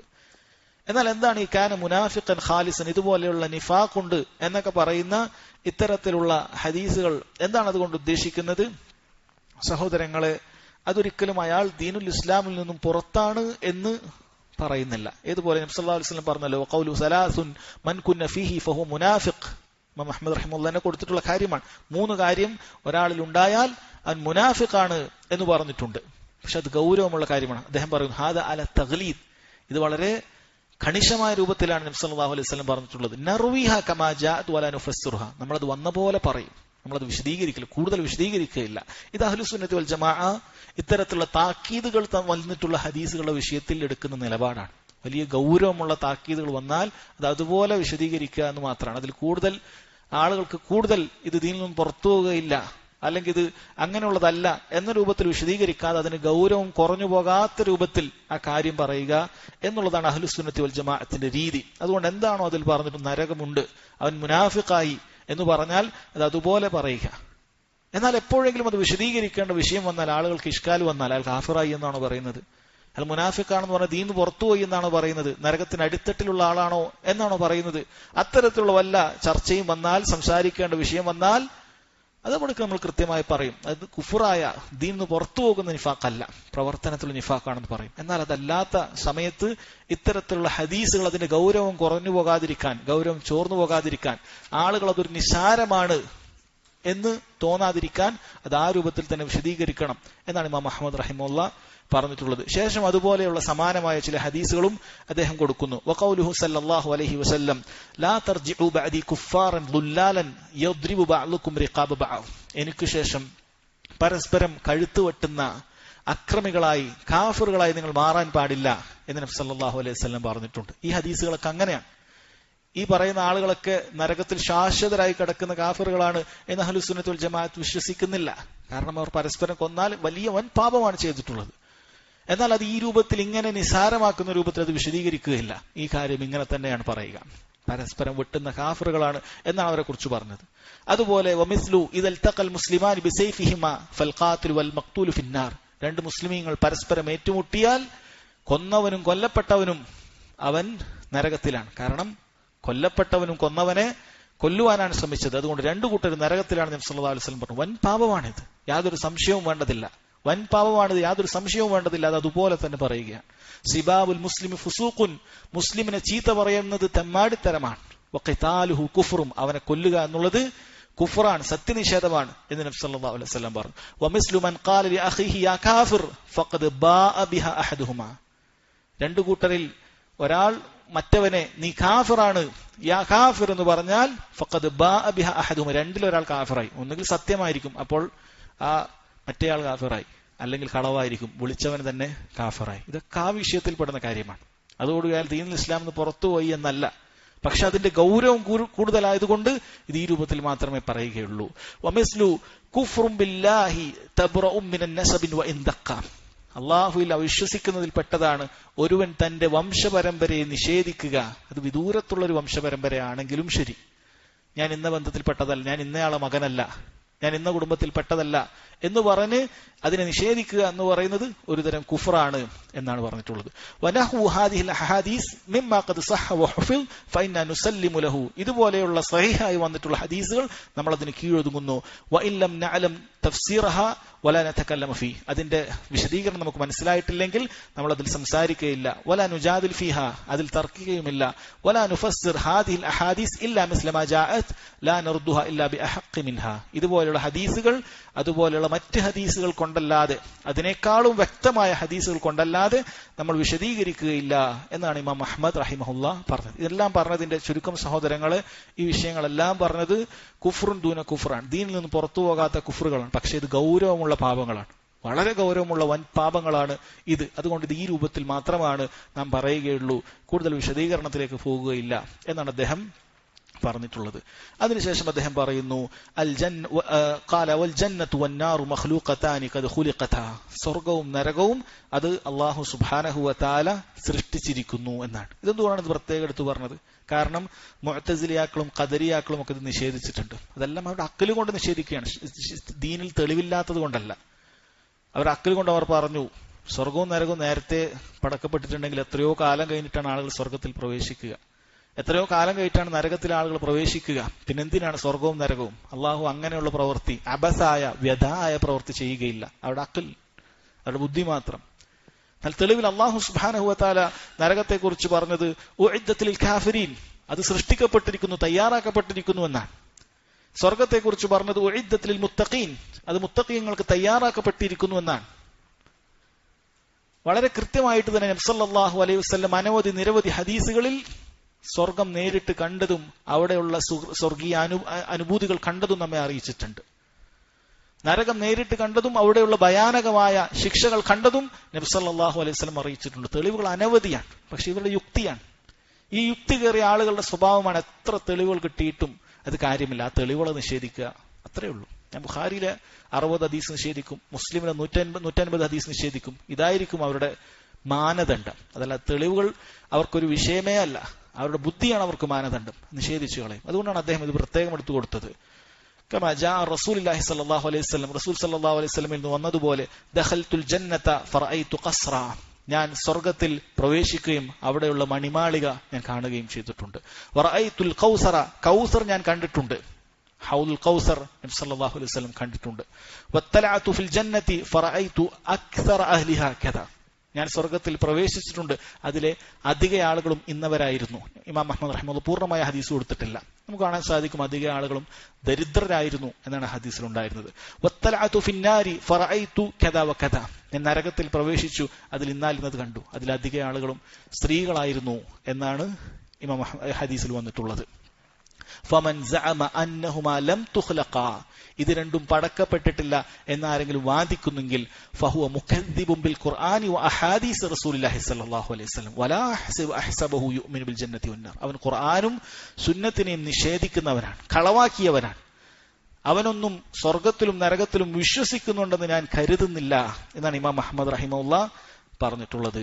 നോക്കൂ സഹോദരങ്ങളെ, ഇവിടെ സ്വർഗവും നരകവും ഉണ്ടെന്നും അത് അല്ലാഹു തആല നേരത്തെ പടച്ചിട്ടുണ്ട് എന്നുള്ളതുമാണ് അഹ്ലുസുന്നത്ത് വൽ ജമാഅത്തിന്റെ വിശ്വാസം എന്ന കാര്യമാണ് അദ്ദേഹം ഇവിടെ സ്ഥാപിച്ചിട്ടുള്ളത്. ശേഷം അദ്ദേഹത്തിന്റെ റിസാലയുടെ അവസാന ഭാഗത്ത് അദ്ദേഹം പറയുന്നു, വമൻ മാത മിൻ അഹ്ലിൽ ഖിബ്ലതി മുവഹിദ യുസല്ല അലൈഹി വയുസ്തഗ്ഫർ ലഹു വലാ യുഹ്ജബു അൻഹു അൽ-ഇസ്തിഗ്ഫാർ വലാ തുത്രകു അസ്-സലാത്തു അലൈഹി ലിദംബിൻ അദ്നബഹു സഗീറൻ കാന ഔ കബീറ അംറുഹു ഇലല്ലാഹി തആല. അഹ്ലുസുന്നത്ത് വൽ ജമാഅത്തിൽപ്പെട്ട ആരെങ്കിലും ഒരാൾ, മുസ്ലിമായ മുവഹിദായ ഒരാൾ, അവൻ മരണപ്പെട്ടാൽ, അങ്ങനെയുള്ള മുവഹിദിനെയാണ് അഹ്ലുൽ ഖിബ്ല എന്ന് പറയുന്നത്. അങ്ങനെയുള്ള ഒരാൾ ഖിബ്ലയിലേക്ക് തിരിഞ്ഞ് നിസ്കരിക്കുന്ന ഒരു വിശ്വാസി, അവൻ മരണപ്പെട്ടു പോയാൽ യുസല്ല അലൈഹി, അവന്റെ മേൽ നിസ്കരിക്കുന്നതായിരിക്കും. ആരാണ് അഹ്ലുൽ ഖിബ്ല എന്ന് പറയുന്നത്? മുവഹിദായിരിക്കണം, നിസ്കരിക്കുന്നവനായിരിക്കണം. നിസ്കരിക്കാത്തവൻ മുസ്ലിം അല്ല. അതുകൊണ്ട് തന്നെ നിസ്കരിക്കാത്തവന് നിസ്കാരമില്ല. നിസ്കരിക്കാത്തവൻ മരിച്ചാൽ അവന് നിസ്കാരമില്ല. അവനെ സംബന്ധിച്ചിടത്തോളം അവന്റെ ഹുക്കും അവന്റെ കാഫിറിന്റെ ഹുക്കുമാണ്. ഒരുപക്ഷെ നമ്മുടെ നാട്ടിലൊന്നും അത് നടപ്പായിക്കൊള്ളുന്നില്ല. ഇസ്ലാമിക ഭരണകൂടമുണ്ട് എങ്കിൽ മുസ്ലിമീങ്ങളുടെ കൂടെ അവനെ മറമാടാൻ പാടില്ല എന്നുള്ളതാണ്. കാരണം നിസ്കാരമില്ലാത്തവന് ദീനില്ല എന്നുള്ളതാണ് മനസ്സിലാക്കേണ്ടത്. അപ്പൊ അങ്ങനെ ആരെങ്കിലും മുവഹിദായിട്ട് ഒരാൾ മരണപ്പെട്ടാൽ യുസല്ല അലൈഹി, അവന്റെ മേൽ നിസ്കരിക്കണം, മയ്യത്ത് നിസ്കരിക്കണം. വയുസ്തഗ്ഫർ ലഹു, അവന് പാപമോചനം നമ്മൾ തേടണം. അല്ലാഹുമ്മ ഗ്ഫിർ ലഹു അല്ലാഹുമ്മ റഹംഹു, നമ്മൾ പ്രാർത്ഥിക്കണം. വലാ യുഹ്ജബു അൻഹുൽ ഇസ്തിഗ്ഫാർ, അവന് വേണ്ടി ഇസ്തിഗ്ഫാർ ചെയ്യപ്പെടുന്നത് തടയപ്പെടാൻ പാടില്ല. വലാ തുത്റഖു സ്വലാത്തു അലൈഹി, അവന്റെ മേലുള്ള ജനാസ നിസ്കാരം തടയപ്പെടാൻ പാടില്ല, ഉപേക്ഷിക്കപ്പെടാൻ പാടില്ല. എന്തുകൊണ്ട്? ലിദംബിൻ അദ്നബഹു സഗീറൻ ഔ കബീറൻ, ഒരുപക്ഷെ അവൻ ദുനിയാവിൽ മോഷ്ടിക്കുന്നവനായിരിക്കാം, കള്ളനായി അറിയപ്പെട്ടവനായിരിക്കാം, വ്യഭിചാരിയായി അറിയപ്പെട്ടവനായിരിക്കാം, പല തിന്മകൾ കൊണ്ട് അറിയപ്പെട്ടവനായിരിക്കാം. പക്ഷേ നിസ്കാരമുള്ള മുവഹിദാണോ എങ്കിൽ അവന്റെ മേൽ നിസ്കരിക്കണം. അമ്രുഹു ഇലല്ലാഹ്, അവന്റെ കാര്യമൊക്കെ അല്ലാഹ് നോക്കും. സ്വർഗക്കാരനാണോ നരകക്കാരനാണോ അത് നമ്മൾ തീരുമാനിച്ച് അവന് നിസ്കരിക്കാതിരിക്കേണ്ടതില്ല എന്നാണ് അദ്ദേഹം ഇവിടെ പറഞ്ഞിട്ടുള്ളത്. എന്നാൽ സഹോദരങ്ങളെ, അദ്ദേഹം വളരെ കൃത്യമായി വിശദീകരിക്കുന്ന പണ്ഡിതന്മാർ സൂചിപ്പിച്ച ഒരു കാര്യമാണ്, വലിയ തിന്മകൾ കൊണ്ട് അറിയപ്പെട്ട വലിയ ബിദ്അത്തുകൾ അല്ലെങ്കിൽ വലിയ വലിയ മഅസിയത്തുകൾ, ആത്മഹത്യ പോലെയുള്ള വളരെ കണിശമായി ഇസ്ലാം എതിർത്തിട്ടുള്ള മഅസിയത്തുകൾ ആണ് ചെയ്തിട്ടുള്ളത് എങ്കിൽ ആ ഹുലുൽ ഫദ്ലിൽപ്പെട്ട, നാട്ടിലെ ദീൻ കൂടുതൽ പാലിക്കുന്ന, പൊതുവെ ആളുകൾ ദീൻ പാലിക്കുന്ന ആളുകളാണ് എന്നറിയപ്പെടുന്ന പണ്ഡിതന്മാരും അതുപോലെയുള്ളവരും അത്തരത്തിലുള്ള നിസ്കാരങ്ങളിൽ നിന്ന് വിട്ടു നിൽക്കണമെന്നാണ്. എന്നാൽ അവർക്ക് വേണ്ടി പാപമോചനം തേടുന്നത് ചെയ്യാതിരിക്കരുത്. അവർക്ക് വീട്ടിൽ വെച്ച് പാപമോചനം ചെയ്യാം. എന്തിനു വേണ്ടിയിട്ടാണ് അത്തരത്തിലുള്ള നിസ്കാരത്തിന് വിട്ടുനിൽക്കുന്നത്? ജനങ്ങളെ താക്കീത് ചെയ്യാൻ വേണ്ടിയിട്ടാണ്. ഇങ്ങനെ തെമ്മാടിയായിട്ടാണ് ജീവിച്ചതെങ്കിൽ കാര്യപ്പെട്ട ദീനുള്ള ആൾക്കാരുടെ നിസ്കാരമൊന്നും എനിക്ക് കിട്ടൂല, ആരും ഉണ്ടാവൂല എന്നവർക്ക് തോന്നണം. അല്ലെങ്കിൽ നാട്ടിലുള്ള ഖത്തീബും നാട്ടിലുള്ള ഇമാമും അവിടെയുള്ള നല്ല ദീനനുസരിച്ച് നിസ്കരിക്കുന്ന ആൾക്കാരൊക്കെ ഇത്തരത്തിൽ തെമ്മാടികളുടെ നിസ്കാരത്തിന് പോയാലോ ബാക്കിയുള്ള തെമ്മാടികളും വിചാരിക്കും നമ്മൾ നിസ്കരിച്ച് എല്ലാവരും വരും, നമുക്ക് കുഴപ്പമൊന്നുമില്ല, ഇതൊക്കെ നിസ്സാരമായ കാര്യമാണെന്ന് അവർക്ക് തോന്നിയേക്കും. അതുകൊണ്ട് അത് താക്കീത് ചെയ്യപ്പെടുന്നതിന് വേണ്ടി എന്ത് ചെയ്യാം? അതിൽ നിന്ന് മാറി നിൽക്കാമെന്നാണ്. നബി സല്ലല്ലാഹു അലൈഹി വസല്ലം അങ്ങനെ ചില സന്ദർഭങ്ങളിൽ മാറി നിന്നിട്ടുണ്ട് എന്ന് കാണാൻ സാധിക്കും. അങ്ങനെ ചില സന്ദർഭങ്ങളിൽ വ്യഭിചാരിണി മരിച്ചപ്പോൾ നബി സല്ലല്ലാഹു അലൈഹി വസല്ലം ആദ്യഘട്ടത്തിൽ മാറി നിന്നിട്ടുണ്ട്, പിന്നീട് നിസ്കരിച്ചു. അതെന്തിനു വേണ്ടിയിട്ടാണ്? ആ നിസ്കാരം അനുവദനീയമാണ്, അത് ഹറാമായതുകൊണ്ടല്ല, മറിച്ച് അത് മാറി നിൽക്കുന്നത് ചില ഹിക്മത്തുകൾ കൊണ്ടാണ്. അതുപോലെ കടബാധ്യതയുള്ള ആളുകളിൽ നിന്ന് നബി സല്ലല്ലാഹു അലൈഹി വസല്ലം ആദ്യം മാറി നിന്നിട്ടുണ്ട്. സഹാബികൾ നിങ്ങൾ നിസ്കരിച്ചോളൂ എന്ന് പറഞ്ഞു. നിസ്കരിക്കാൻ പാടില്ലെങ്കിൽ നബി സല്ലല്ലാഹു അലൈഹി വസല്ലം അങ്ങനെ പറയില്ല, പക്ഷെ അവിടുന്ന് മാറി നിൽക്കുകയാണ്. കാരണം ഗൗരവമുള്ള കാര്യമാണ്, തിന്മകൾ എന്നുള്ളത് ഗൗരവമുള്ള കാര്യമാണ് എന്ന് ബോധ്യപ്പെടുത്തുന്നതിന് വേണ്ടിയിട്ടാണ്. അതുകൊണ്ട് തന്നെ സഹോദരങ്ങൾ, ഇത്തരത്തിൽ അതല്ലാത്ത ഏതൊരു മുസ്ലിമായ ഒരാൾ നമ്മുടെ മുന്നിൽ കൊണ്ടുവന്നാലും അയാൾക്ക് വേണ്ടി നമുക്ക് മയ്യത്ത് നിസ്കരിക്കാം, ഇസ്തിഗ്ഫാർ തേടാം, ഒക്കെ ചെയ്യാം. ചിലപ്പോൾ അയാൾ മുനാഫിക്കായിരിക്കും, നമുക്കറിയില്ല, നമുക്കത് അറിയുകയില്ല. നമുക്ക് അയാളുടെ ബാഹ്യമായിട്ട് മാത്രമേ പരിഗണിക്കാൻ സാധിക്കുകയുള്ളൂ. ബാഹ്യമായിട്ട് ഇസ്ലാമിനെതിരായ പ്രവർത്തനങ്ങളൊന്നും, ഇസ്ലാമിനെ പൊളിച്ചു കളയുന്ന പ്രവർത്തനങ്ങളൊന്നും, നവാഖിദുൽ ഇസ്ലാമിൽപ്പെട്ട ഒന്നും അയാൾ ചെയ്തിട്ടില്ല, നിസ്കാരം ഉപേക്ഷിച്ചിട്ടില്ല എങ്കിൽ നമ്മുടെ ബാധ്യത അയാൾക്ക് വേണ്ടി മയ്യത്ത് നിസ്കരിക്കുക, അയാളെ മുസ്ലിമീങ്ങളുടെ മക്ബറയിൽ മറമാടുക. ഇതൊക്കെ നമ്മൾ അതുപോലെ തന്നെ സാധാരണ മുസ്ലിമീങ്ങളോട് ചെയ്യേണ്ട മുആമലാത്തുകൾ, ഇടപാടുകൾ അയാളോട് ചെയ്യേണ്ടതുണ്ട് എന്നതാണ് ഇദ്ദേഹം അവസാനമായി ഇവിടെ പറഞ്ഞിട്ടുള്ളത്. സഹോദരങ്ങളെ, ഇതിൽ പറഞ്ഞ എല്ലാ അടിസ്ഥാനങ്ങളും ഇത് നമ്മളും നമ്മുടെ കുടുംബവും നമ്മുടെ കുട്ടികളും ഒക്കെ പഠിക്കേണ്ട കാര്യമാണ്.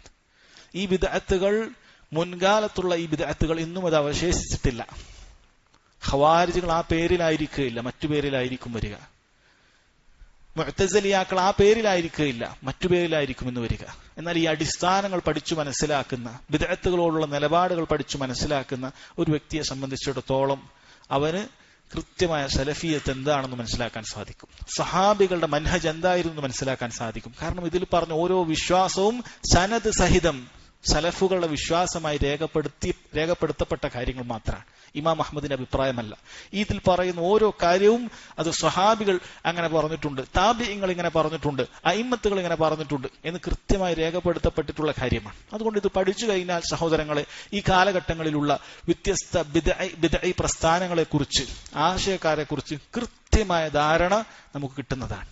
യാതൊരു കക്ഷിത്വമില്ലാതെ നമ്മളിത് കൃത്യമായി പഠിച്ചാൽ സഹോദരങ്ങളെ നമുക്ക് ബോധ്യപ്പെടുക തന്നെ ചെയ്യും.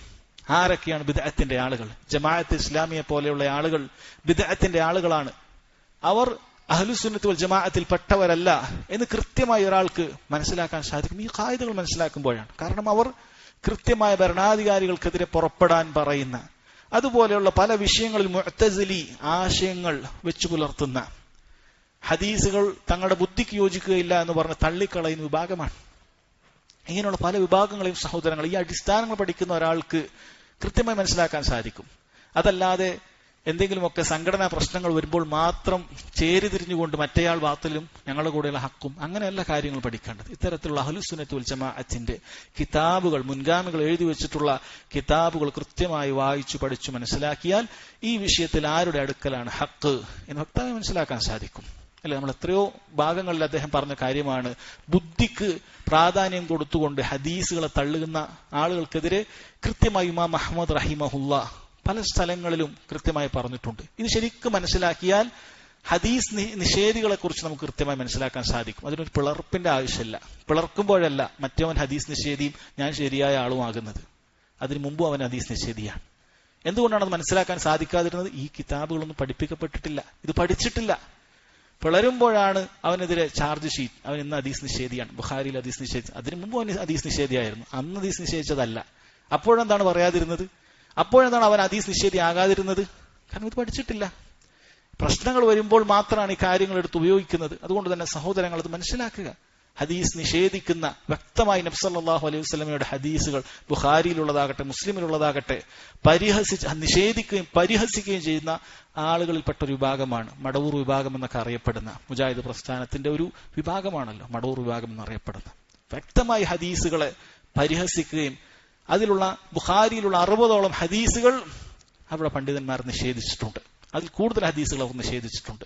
ഇവർ ബിദ്അത്തിന്റെ ആളുകളാണ്, അഹ്ലുസുന്നത്ത് വൽ ജമാഅത്തിൽ പെട്ടവരല്ല എന്ന് വ്യക്തമായി ഒരാൾക്ക് മനസ്സിലാക്കാൻ സാധിക്കും ഇതുപോലെയുള്ള ഗ്രന്ഥങ്ങൾ നമ്മൾ പഠിച്ചാൽ. ഈ ഗ്രന്ഥങ്ങൾ നമ്മൾ ആരും എഴുതി വെച്ചിട്ടുള്ളതല്ല, മറിച്ച് ഇവരെല്ലാവരും അംഗീകരിക്കുന്ന അയിമ്മത്തുകളിൽപ്പെട്ട ഇമാമുമാരിൽപ്പെട്ട ഇമാമായ അഹ്മദ് ബിൻ ഹംബൽ റഹിമഹുള്ളയുടെ ഗ്രന്ഥമാണത്. അദ്ദേഹം സലഫുകളുടെ അഖീദയായി, വിശ്വാസമായി നമ്മെ പഠിപ്പിക്കുന്ന കാര്യമാണത്. ഇതുപോലെയുള്ള ഏതൊരു വിഭാഗത്തിനെ കുറിച്ചും സഹോദരങ്ങള് ബിദ്അഈ കക്ഷികളെ കുറിച്ച്, വ്യതിയാന കക്ഷികളെ കുറിച്ച് നമുക്ക് പഠിക്കാൻ സഹായിക്കുന്നത് ഇത്തരത്തിലുള്ള ഗ്രന്ഥങ്ങൾ നമ്മൾ വായിക്കുകയും മനസ്സിലാക്കുകയും ചെയ്യുമ്പോൾ മാത്രമാണ് എന്ന് മനസ്സിലാക്കുക. അല്ലാഹു സുബ്ഹാനഹു വ തആല മുൻഗാമികളുടെ വിശ്വാസത്തിൽ ജീവിക്കാനും അതിൽ മരിക്കാനും അള്ളാഹു നമുക്ക് ഏവർക്കും തൗഫീക്ക് ചെയ്യുമാറാകട്ടെ. അല്ലാഹു സുബ്ഹാനഹു വ തആല അവന്റെ ദീന് കൃത്യമായി പഠിച്ചു മനസ്സിലാക്കി മരണം വരെ തൗഹീദിലായി ജീവിക്കാനും മരിക്കാനും അല്ലാഹു തൗഫീക്ക് ചെയ്യുമാറാകട്ടെ. ഹദാ വല്ലാഹു തആല അഅലം വസല്ലല്ലാഹു അലാ നബീന മുഹമ്മദ് വഅലാ ആലിഹി വസഹ്ബിഹി വസല്ലം. സുബ്ഹാനക അല്ലാഹുമ്മ ബിഹംദിക അഷ്ഹദു അൻ ലാ ഇലാഹ ഇല്ല അൻത അസ്തഗ്ഫിറുക വഅതൂബു